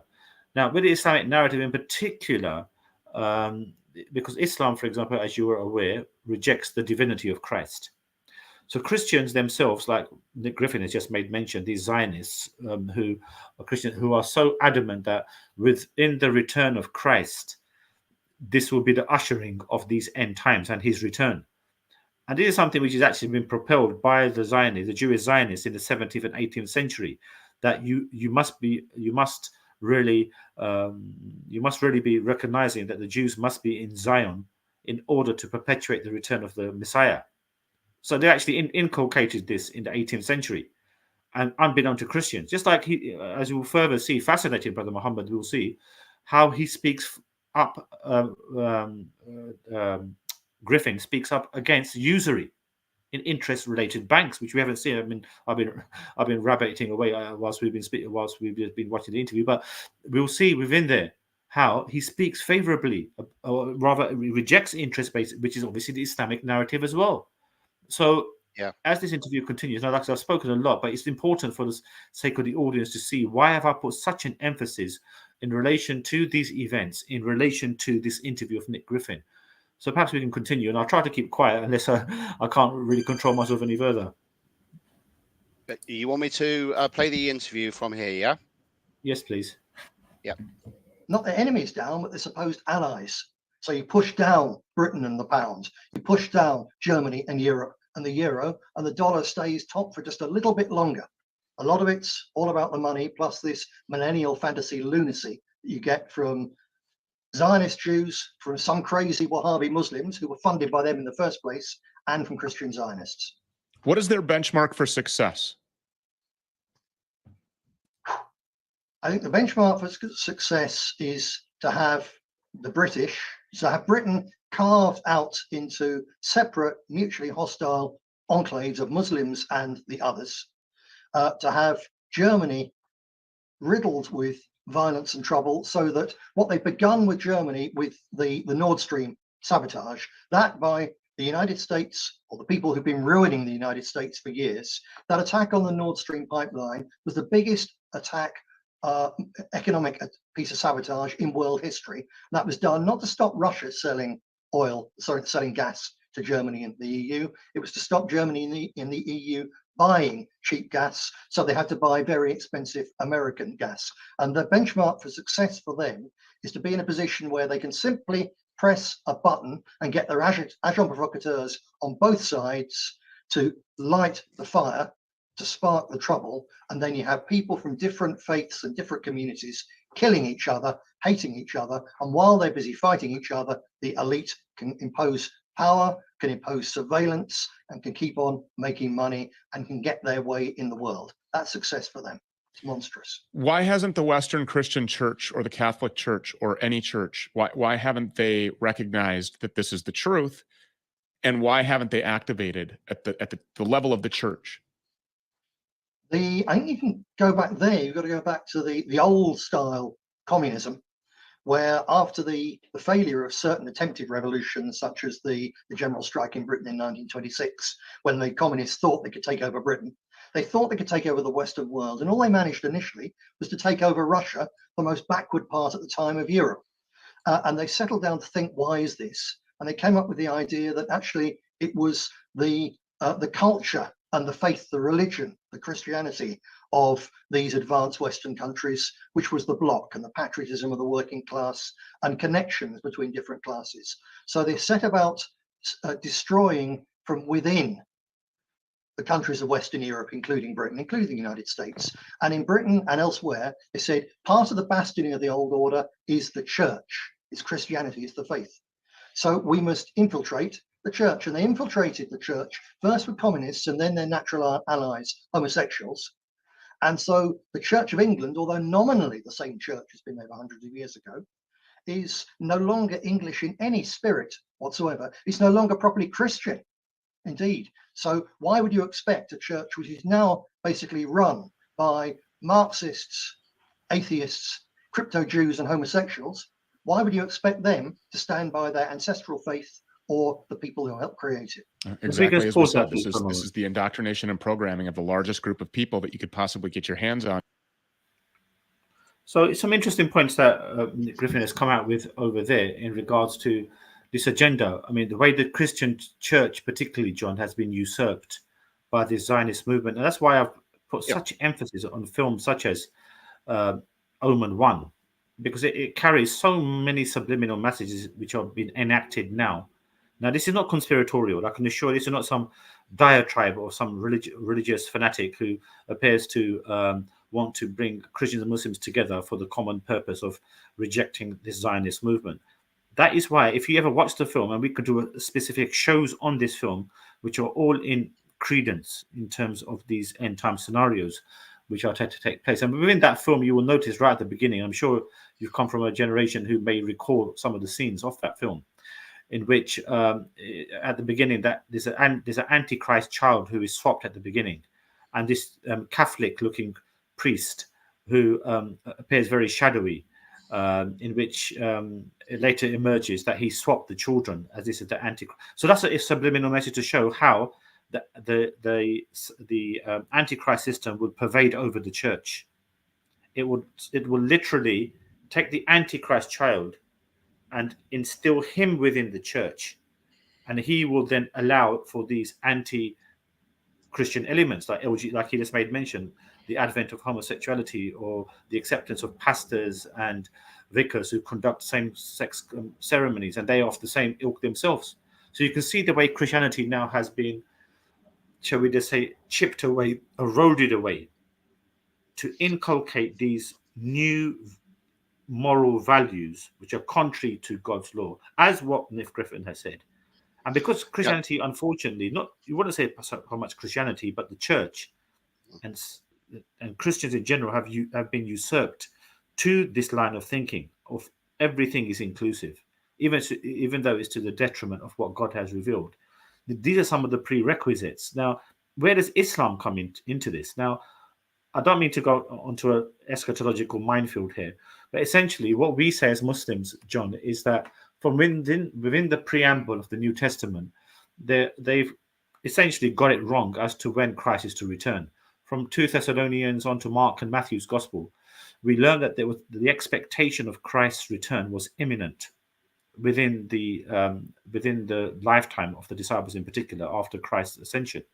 Now, that did not materialize. So eminent New Testament scholars such as C.S. Lewis or theologians such as C.S. Lewis have made mention these are the most embarrassing verses in the Bible. However, of very interesting significance in Thessalonians as well, because we have something as Muslim known as hadith, the sayings of the Prophet Muhammad, upon whom be peace, as to what the setting will be before the return of Christ. And it's strikingly similar to passages within 2 Thessalonians, certain events that would occur. Because according to the understanding that Christ was to return within the lifetime of the disciples or within their generation, this did not materialize, was the fact that they were expecting this event to come like a thief in the night. I think it's mentioned in 1 Thessalonians chapter 5. So that did not occur. 2,000 years have elapsed by it. Christ hasn't returned. These prophecies, unfortunately, leave the Bible or the biblical prophecy much to be desired. Within there, you can see elements of the true prophecies, because today New Testament scholars think that 1 Thessalonians and 2 Thessalonians, they were written by different authors. So they say 1 Thessalonians is the authentic letter of Paul, whereas 2 Thessalonians is not. But 2 Thessalonians is very much akin to the Islamic narrative as to the preamble before the return of Christ. So we believe that setting is now being done in tremendous motion. So if you want to call it to appease Trinitarians, just momentarily, not that I'm supposed to do this, and I hope this doesn't offend Muslims, but it's like an unholy alliance, an unholy trinity of LGBTQ, feminism, and atheism, which has been propelled. And such manifestations of that, which you can see on billboards. People such as, on the same billboard, you will see Freddie Mercury, along with Helen Mirren, and along with Raheem Sterling, on the same billboard, advertising their particular product. So what does that mean? That essentially means that the women will rise to the top. Helen Mirren in the Game of Thrones, she makes an extremely telling comment in one of the episodes. She rises on the throne, John. She sits on the throne, And she says the following: if anyone gets in our way, we will defeat them. Simple just a few words there, which may, within the context of this particular episode, just be referring to the hypothetical episodes, but actually the subliminal messages for us.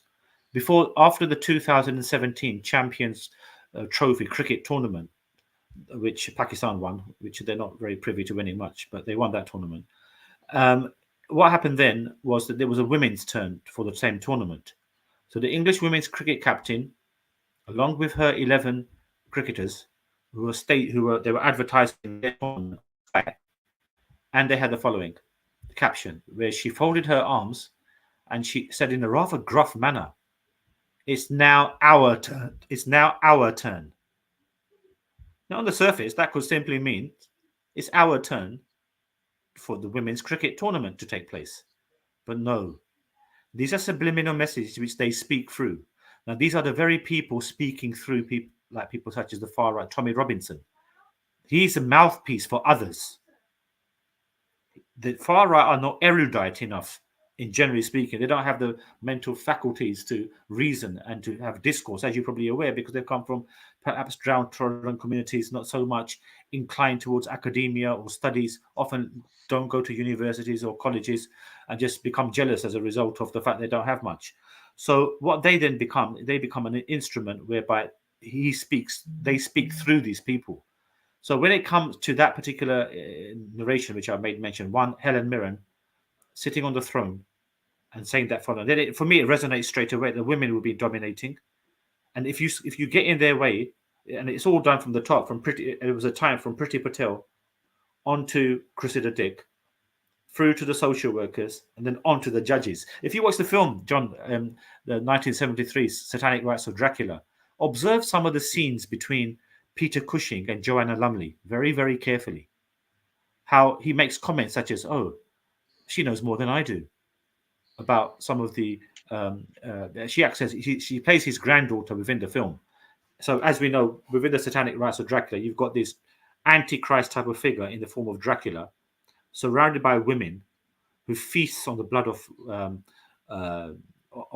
his victims, and he then seems to have an entourage of highly, what you call, influential people, if you want to call it English middle-aged to elderly people who make laws, i.e. judges, politicians. And because they essentially are this Zionist movement in effect, they propel this Dracula type figure and give him or elevate him and become worshippers of him, essentially. So in our paradigm, we've got to believe in God and those who represent God, and we've got those who are referred to as representatives of Satan, who work day and night to lead mankind astray. And then we can deal with, and these matters will be dealt with in terms of these subliminal messages giving us the semblance of what the setting will be. So in our paradigm, for example, man has the authority, but they're giving it to the woman. And this is how our hadith narratives make mention. There will come a time when such will be the lure of the anti-God system, that the first that will run to this antichrist figure or anti-God figure will be women, to the extent that the menfolk of their homes will have to tie their womenfolk to the bedstools, figurative language. Such will be the lure of the antichrist system.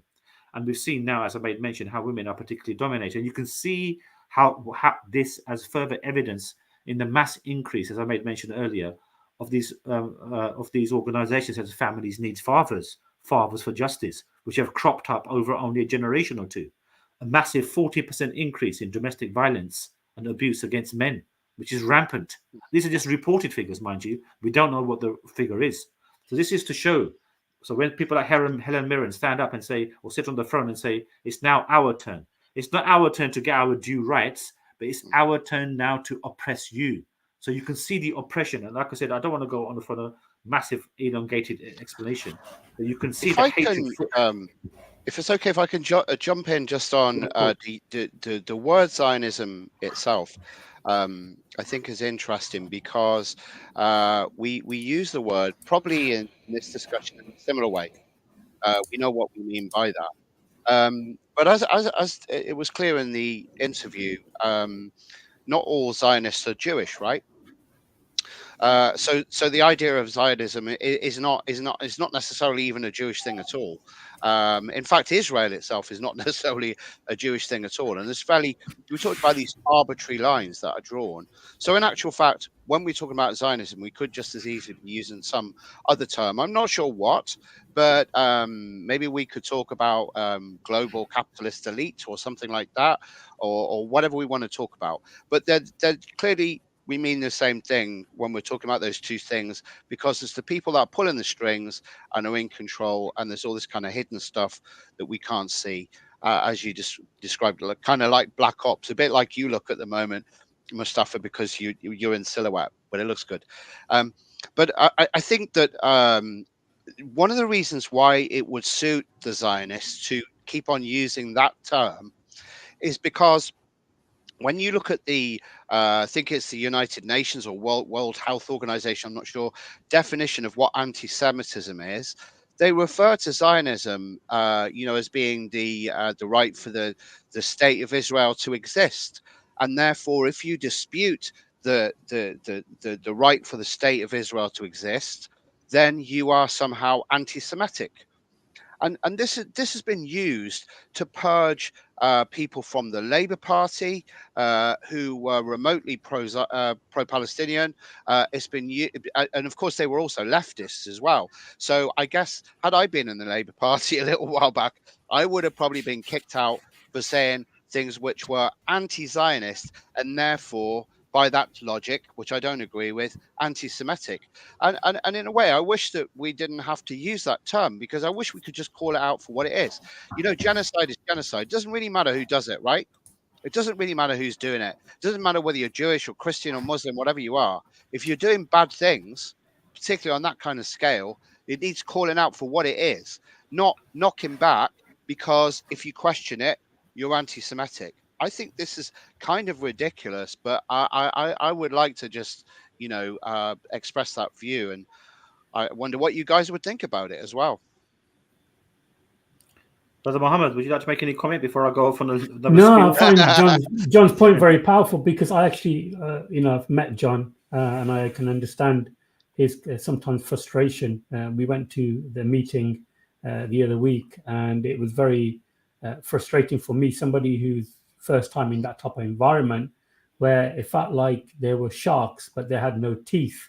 And it was just a lot of noise, and you couldn't say certain things to upset somebody, and like a bunch of do-gooders in reality. And I actually left that group, John, to be honest. I've actually left I was kicked out of it. Group. I was actually kicked out of the group for saying things that they thought were anti-Zionist and therefore possibly offensive to people within their group that were Jewish.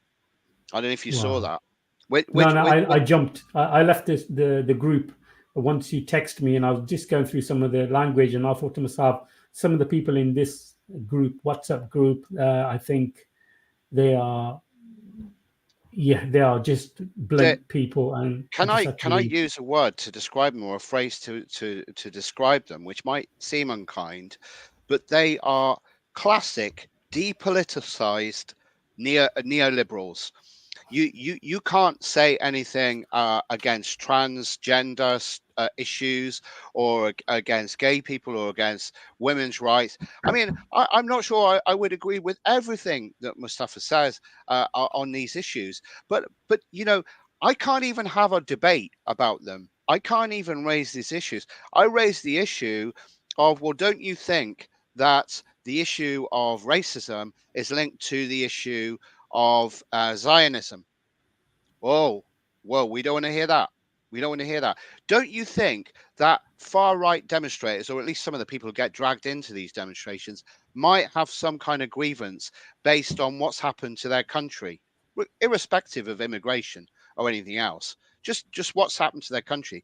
Don't you think they might be rioting anyway? In Croydon, there were riots by counter-demonstrators to the far right. Why? Because the far right didn't turn up, and they decided to fight with the police anyway, because they had grievances anyway with the police and with them as representatives of authority. So what I'm trying to say is that people are unhappy anyway. They don't need someone to come along and stir them up about immigration. They're unhappy anyway. But the neoliberal agenda basically wants to just stand up to racism, keep it clean. Don't talk about anything else. Don't talk about why. Don't talk about the other issues. You might offend some of our members.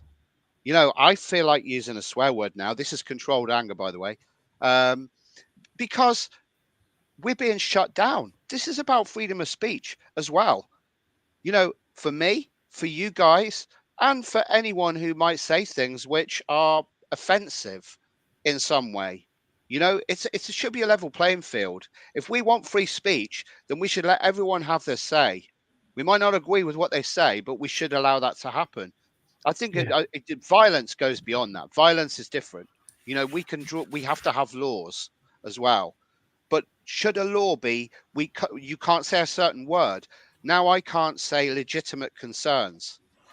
When I raised that in the group, said, well, what am I supposed to say? And they said, oh, you're just trying to boil it down to a phrase. You probably saw that in Mohammed. And then eventually I made my point, tried to make peace with them, and they kicked me out. And I'm a pretty reasonable person, I think. You are, John. You definitely are. Mustafa, go ahead, brother. We're going to hopefully wrap it up in about 30 minutes or so, because I've got another stream sorry for speaking for too long, Brother Mohammed. I know it's beautiful, brother. So much to get off my chest on regards to this issue, but like there is a reason why I've put such an emphasis on this interview. I know you wanted to speak about the issue in relation to and we can perhaps do a second show whereby we can also review my 1-hour video which I did on the actual town in which they were due to turn up in East London, a town called Walthamstow in northeast London. Yeah. And the amount of anti far right protesters which turned up was extraordinary. There was no way they were going to turn up, knowing the literally thousands upon thousands of people that turned up, and some really good people out there, you know, who've got great intention. So I made it a point of call to interview English people within my 1-hour live video that we did.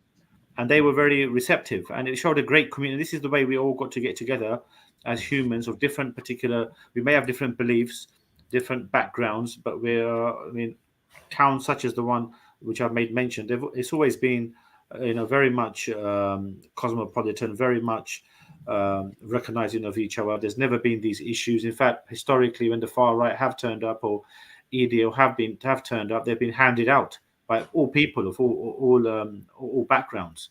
So, although I do take your point, John, in terms of the some of the issues that the indigenous working class Englishmen may have, but we've got to realize something, that a lot of the situation we've got to look at it's a time for self-reflection as well.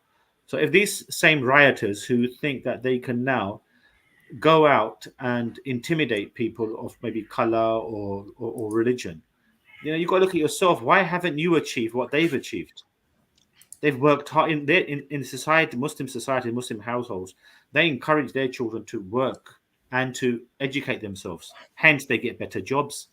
But within maybe the English culture so much, there's not that so much overwhelming emphasis on that. So when they then really end up in dead-end jobs or often no jobs, they become frustrated, and that's not the fault of the immigrant. This is the most, which is I've often argued, it's often a source of frustration that those menial tasks, for example, that migrants are prepared to do to build up the economy of this country. You don't see these far right ever calling for a national day where people of the Indian subcontinent, I think there was nearly 500,000 people whose lives were sacrificed in the result of the Second World War. Nobody mentions them as what you call some people. Or let's have a cenotaph up of a particular, general or a particular soldier who was of an ethnic minority. Or you don't see the far right ever proposing those people. They'll be very quick to protect the cenotaph of Churchill or the historical English figures within central London. But when it comes to these, they don't want to know. So this is the issue that we've got at stake. They need to. It's a source of self-reflection. If you are of a far right inclination, you cannot blame people of color for your failures. And this is true. And similarly for Muslims, if they are, in my view, we've got a narrative that God does not put a calamity upon the people, but because of their actions. A lot of Muslims, they're all over the place as well. They're far away from their religion. And we've got a belief that God is not a discriminator. that if you as communities that God has given a special favor for, because we also believe that the children of Israel were a selectly chosen people. We don't dispute this, but they transgressed and they failed in their designated positions that they were given. Hence, the continuous rejection by God, punishment, rejection, denial by them, and then forgiveness. So this is something that Muslims are often finding themselves in today as well, which they're being. Yeah, I'm finding myself wanting to defend white working class men, and I know that you know, because I'm talking here about white trash, right? Now I'm white trash, and I think that one of the things that the point that I want to make about this is that England is a deeply divided country, regardless of politics or religion or race or anything else, because of the class system that has always been there. And generations after generations of working class English people were exploited for labor and for their blood in the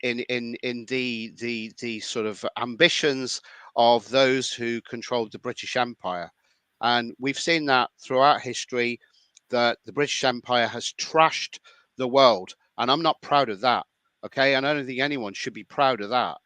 But what I see now is this kind of uneducated, disillusioned, working class individuals who don't have jobs, they don't have religion, right? They don't really have religion. They don't have faith. They don't have even an order to their lives. All they have is like basically beer and drugs and football and fighting. And there's this culture that is frankly, you know, concerning at worst. But at best, you know, you could just look at it as, well, it keeps them quiet. You know, that's how we keep them quiet.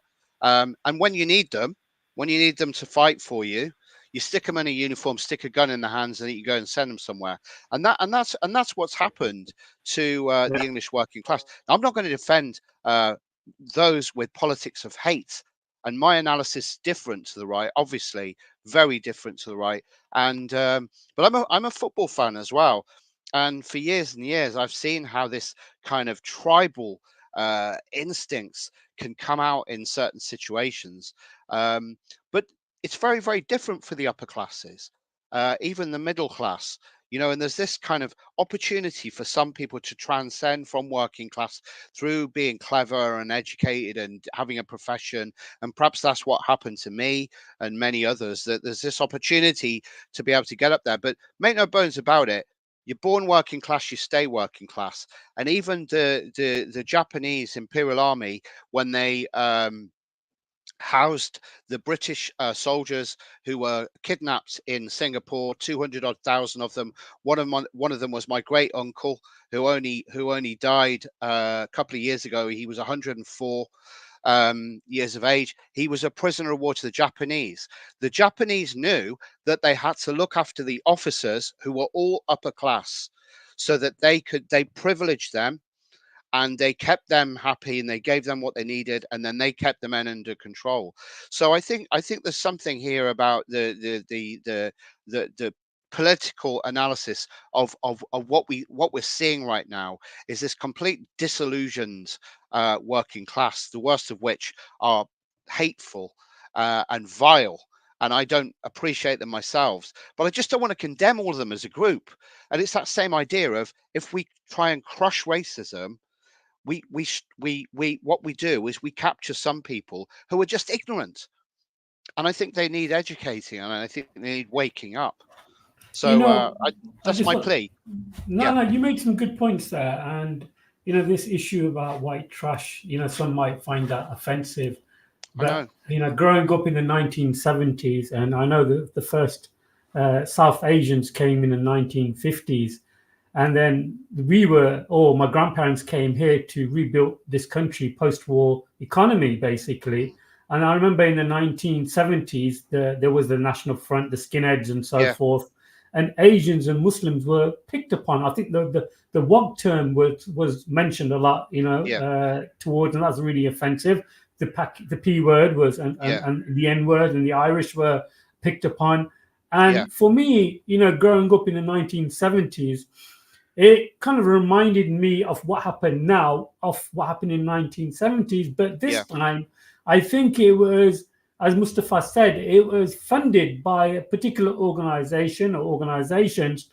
And for us to fight amongst ourselves while the elite are doing something else. And I do feel that this is, for me, truthful. And I remember the right-wing National Front used to be called back in the 1970s. The skinheads used to wear black Dr. Martens, tight jeans, and bomber jackets. I don't know if you remember that. I remember that, John. And I do.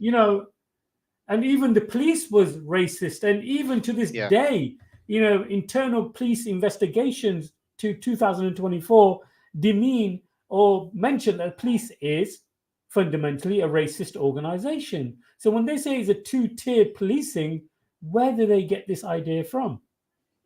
Crazy. Elon Musk. Yeah, I guess, yeah, you're right there. Well, Farage said it first, I think. I think Farage might have said it first. I'm not sure, but it's what about us? What about us? You sort of you bring us into order. You don't do that with the pro-Palestine demonstrators, hundreds of thousands of which people who weren't drunk, and they didn't misbehave. They didn't throw missiles at the police. They just demonstrated, waving their flags and chanting and all the rest of it. And the people who think it's two-tier policing are not recognizing that it was the yobs on the right who were breaking the law, and they needed bringing into line. I mean, you mentioned about very briefly, which just resonated with me about, I mean, the protocols of the learned elders of Zion. In one of their points, it does actually state about them the hordes or the masses. We inculcate them into things such as entertainment, which is including football. So at the period of time where actually the protocols was written, in which it states that we will get them into a tribal mentality, and therefore we will rule over them, giving them these limited entertainments within the monotony of their lives. The Romans did it.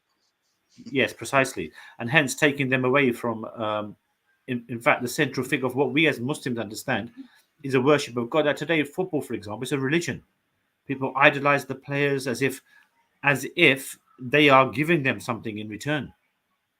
I mean, what do you get? I mean, it's really shocking how human beings are able to venerate other human beings, but when it comes to the Creator themselves, they're very reluctant. So obviously, as Muslims, we're very adamant. I mean, I'm not sure what your beliefs are, John, in terms of you being a Christian or an atheist. Or I was brought up a Christian, and when I was maybe up to a certain age, I'm going to say about 13, I had quite strong beliefs, Christian beliefs, but I didn't know much about any other religion, and I didn't know much about anything else really. But my parents weren't too religious, but I educated myself from the age of about 13 by reading a lot of books, including the Encyclopedia Britannica, about history, politics, and in particular communism. And as you know, classic communism, Marxism, he describes religion as the opiate of the people, right? So you could almost see football and religion as having, as far as Marx is concerned, who was, of course, Jewish, a similar role in terms of subjugating the masses. But I don't want to write off football or religion, right? I mean, we both see the value in at least one of those things, and I see the value in both of those things. And because I am a football fan, and I think that my wife, who's Irish, by the way, and I have two Irish sons, my wife in particular is very religious, and I respect her beliefs. But I think as far as the football's concerned, I was brought up that way. I was brought up to play football, as a lot of kids did, and I went to see my team, which is West Bromwich Albion, and I went with my dad, and it was a way of bonding with my dad. and it was a way of bonding with the local community in the Black country, which is where I'm originally from. And my heroes, when I was, a teenager, let's say, were actually Black football players. I'll name them: Cyril Regis, Laurie Cunningham, and Brendan Batson. Laurie Cunningham, yes, I recall Laurie Cunningham, Cyril Regis, those types of players. Yes. And Brendan Batson, and West Bromwich Albion was the first team in England to have more than one, or at least certainly 3 Black players playing for the team. And as a supporter of that team, I used to go to football matches and have bananas thrown at me, and the players had bananas thrown on the pitch, which is making a point to the Black players. And so I was, in a way, I'm kind of proud of my club, because we took an anti-racist stance at a time when the National Front were recruiting on the terraces. And there was a surge in the far right at that time, which was extremely worrying. And I went to school. My parents didn't go to school with anyone of color because of their age. I'm 59. I did go to school. My many of my friends were Black. And I when I lived in Wales for a while, the only friends that I had were non-Welsh, and many of those were Pakistani, and a couple of English friends, Scottish and Irish. So I kind of understood these divisions from quite an early on, and I just want to say that I don't think football can be all bad, but there's something about the tribalism that exists within it that is a concern should be a concern to anyone. I mean, I'll give you an example, John. I mean, it's perfectly fine. In society in general, there's a lot of emphasis on, making you don't hate. This is a key word, which is hate is not acceptable. But when it comes to football, it's all right if West Brom hate Birmingham or Coventry, or it's okay if Arsenal hate Tottenham or West Ham. That's okay then. It's fine. No problem at all. Yeah. You can offer all the expletives which would not be generally accepted in society. So although I understand your point in terms of football can be an entertainment, I like watching football myself. It's a great sport. I was pretty good at it when I was younger myself. But the point being is that then to make it, as for lots of people, it's their life. It literally becomes life pervading. And then you sometimes consider and think, well, what do they give to you in return for your loyalty? I mean, what do you actually get from them? I mean, do they? I mean, end of the day, this reverence that is shown to such a ridiculous extent, it leaves you. Lots of people fall into, even Muslims fall into that trap. I mean, Muslims love football around the world. If you went to Saudi Arabia today, you would never see amount of Real Madrid or Barcelona shirts than you will see in London. So, but what we're saying, there's no harm in enjoying the game, watching the football. It's a great sport, but then to become besotted by it. And that, in our view, in our paradigm, it's like you associating the due rights of the reverence of God to other things. So, as you know, we pray 5 times a day. So we believe we've got a special relationship with God as ordained by God. Now, you've come from a Christian background. I'm assuming you're atheist now. Is that correct?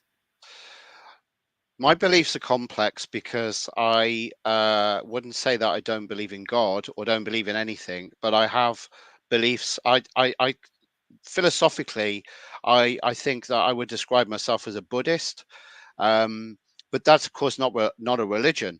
And then I think that I have some.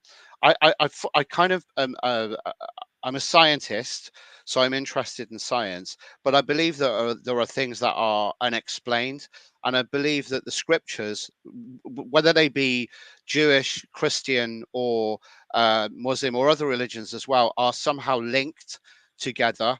And I think that there is wisdom and knowledge within those, which would be a tragedy to lose. I also believe that Islam in particular offers a routine and a peace within the individual and within the community, which offers something.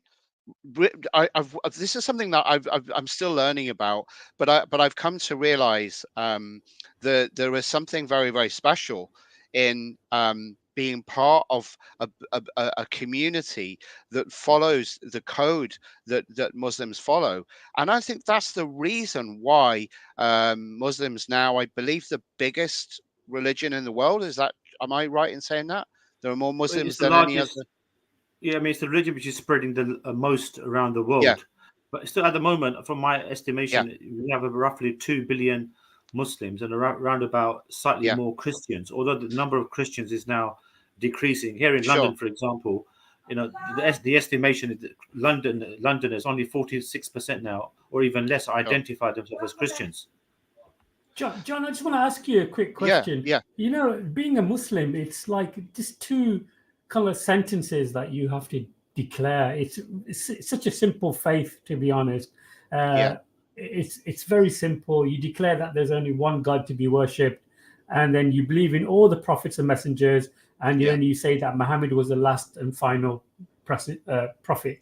And then you're in the fold of Islam. It's such a simple religion. As you know, you met me physically, you spoke to me. I tried to try my best to be a humble and a sincere individual. You met Brother Mustafa. If you got any issues or any questions that you want to know about Islam, Mustafa is the best person to basically ask. And I think I won't do it now, but I think I would be interested in that. I think just in summary, because you asked me about my beliefs, and I think I'm pleased that you asked me that question, because of course I like to talk about politics and current affairs, but I'm also very interested in faith as well, but not just one faith. And I think for that reason, I think that maybe you could call it keeping my options open, but I would be loath to abandon entirely or to embrace entirely any one faith right now in my life, because I think what I've done for a long time is I've explored many different ideas and I see value in all of them. But the main code that I live by in terms of philosophy rather than faith specifically is the idea of inner peace and to exist within the moment and to be grounded to what's happening right now within yourself, not to exist in the future or the past, and to constantly be striving towards something or regretting something, but just to live for now. So, after this, I'm going to cook some food and then I'll eat with my family and they'll be waiting for me. And I will enjoy that. I will enjoy cooking that food. I will enjoy eating that food, and I will enjoy spending time with my family.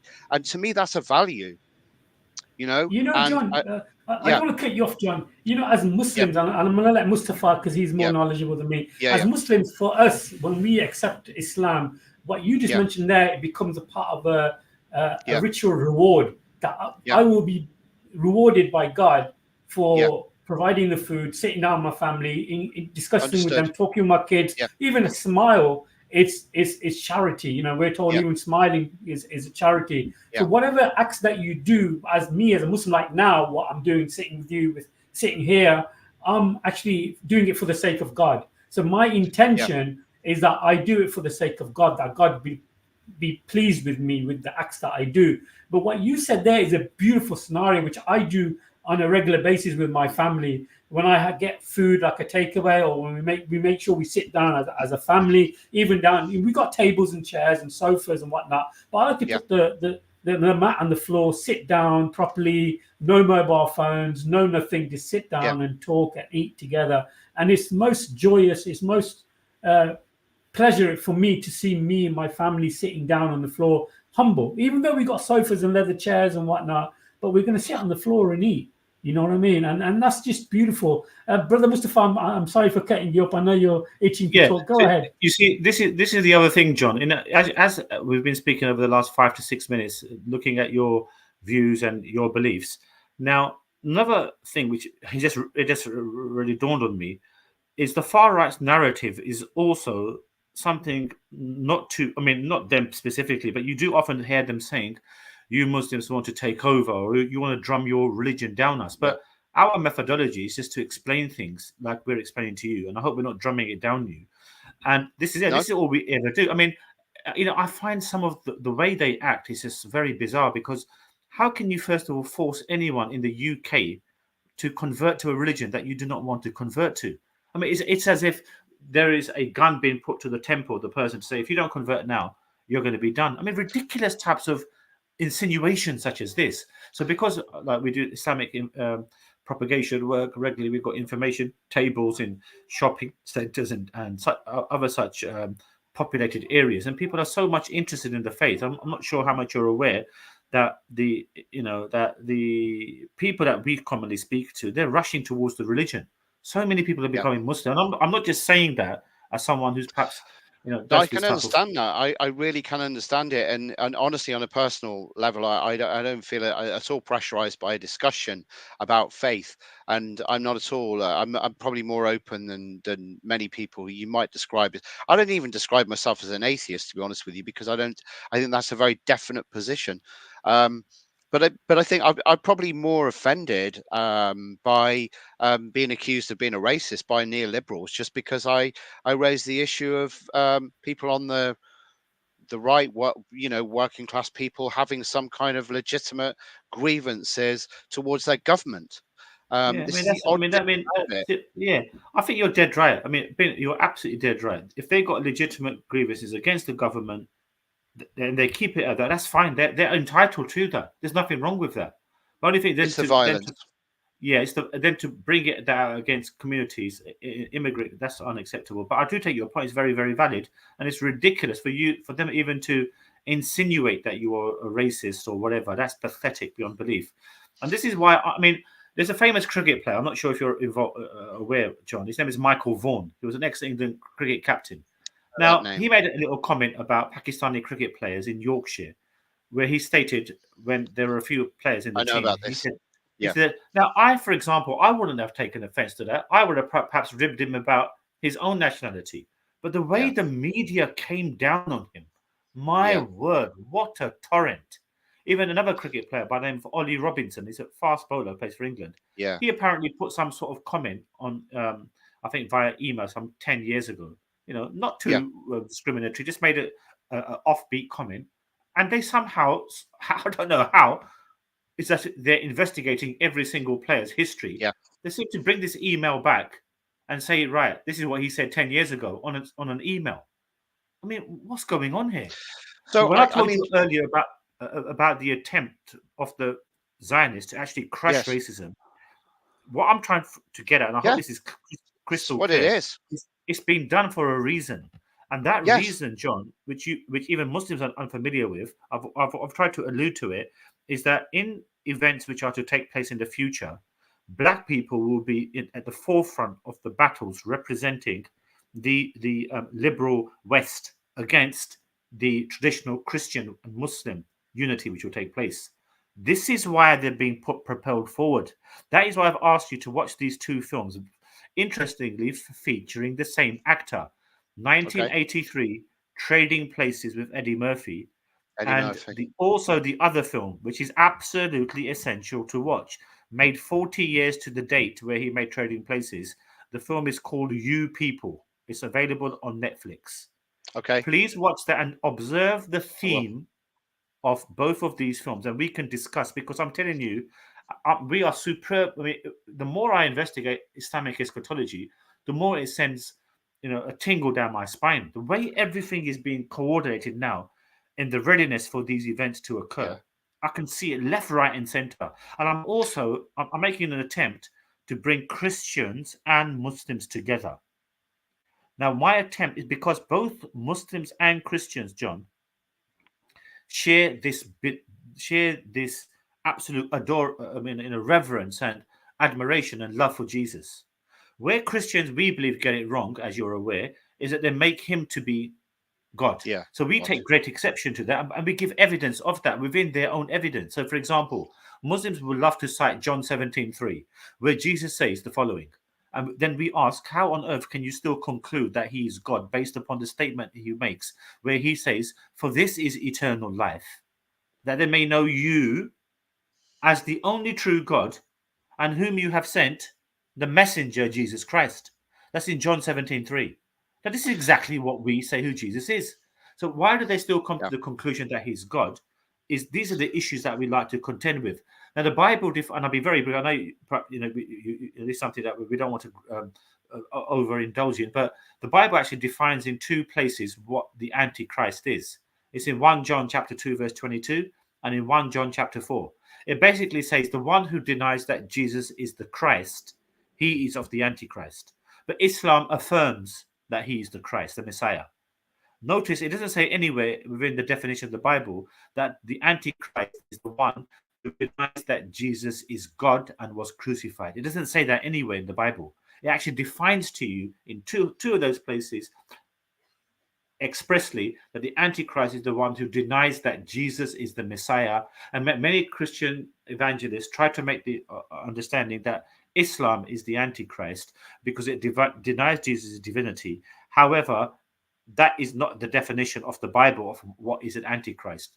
It's just based upon those 2 verses. One who rejects that Jesus came in the flesh, we accept that he came in the flesh as a human being, and the ones who deny that he is the Messiah, which we Muslims accept he is.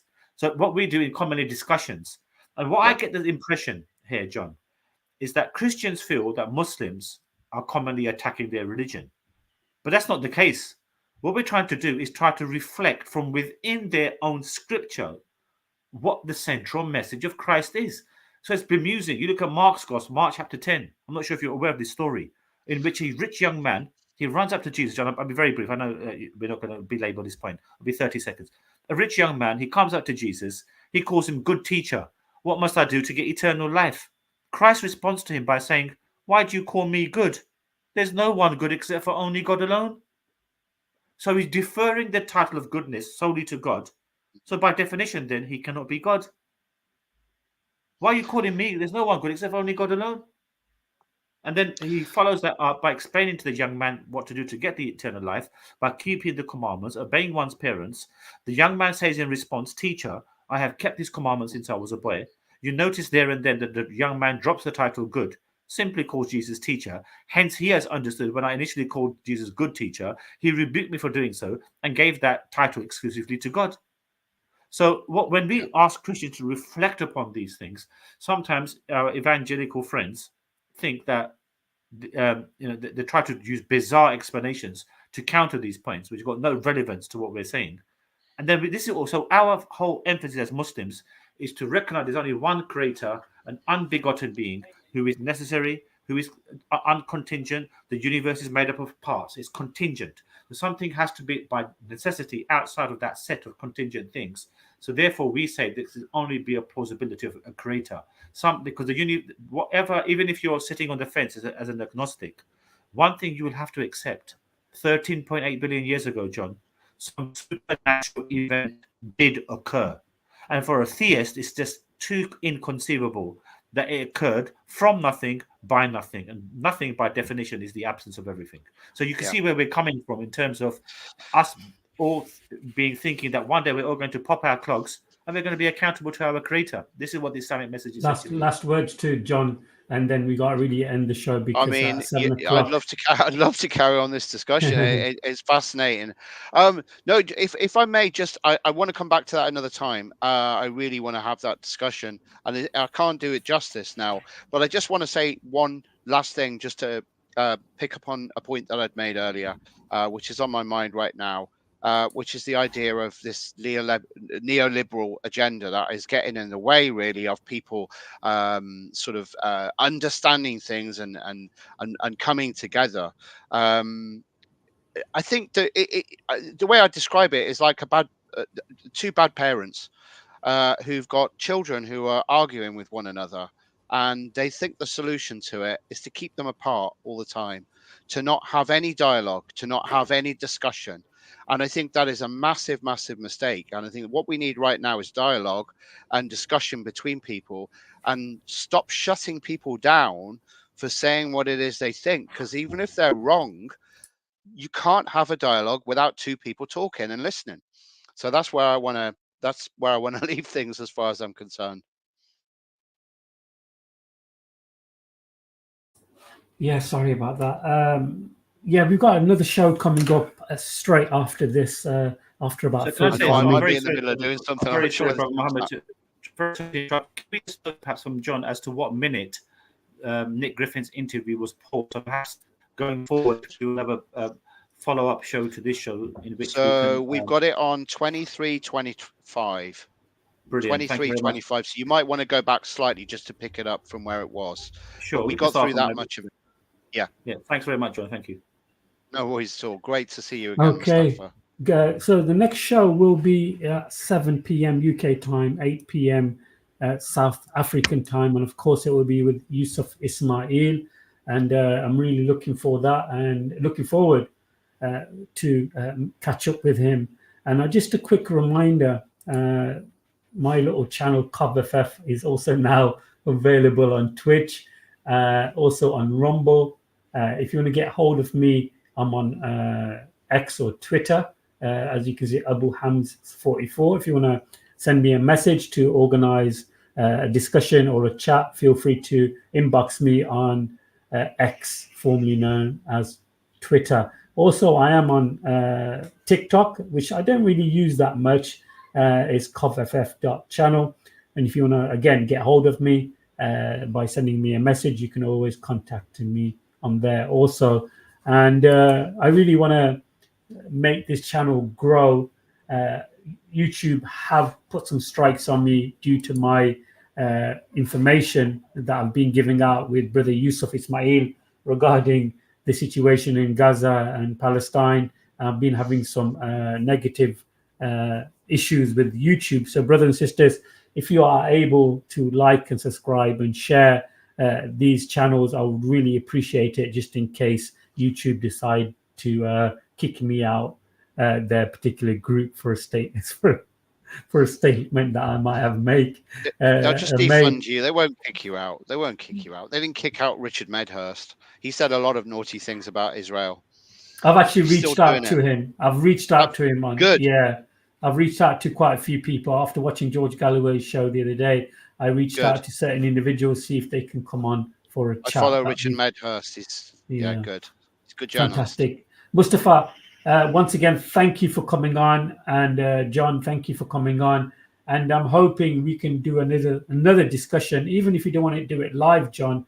We can have a chat via StreamYard, just amongst ourselves, talk about religion. And then if you want it to be posted, we can post it if you feel more comfortable. Or we can do a live stream and do a part 2 to this. What about a meal at Yasmin Sham, and we'd film it while we're there and have a talk? And Mustafa lives quite far. Mustafa lives quite far away, so unfortunately he won't be able to make it. But maybe it would be a good idea one day we go and visit Mustafa in Westfield Shopping Centre, and that would be fantastic. And maybe we can do that and catch up with Mustafa there, where he's actually in full flow, talking to people. And talking about Islam and the religion of the Muslims. So we can do that hopefully in the future. But brothers and sisters, thank you for watching. I really appreciate your support. And if you're able to add me on Twitch, please do so. That'll be awesome, because I really want to get this message out on a wider platform base. So thank you for watching once again. John, it's been an honor and a privilege to have you on. Love the shirt, and it was great to see you the other day. Mustafa, mashallah. Thank you, Mustafa. Jazakallah khair. Hopefully I'll see you soon. This is your host, Brother Muhammad from CovFF. Assalamu alaikum wa rahmatullah wa barakatuh. Peace and blessings be upon everybody. Have a good day, wherever you are, and God willing, see you in 1 hour's time. Peace out.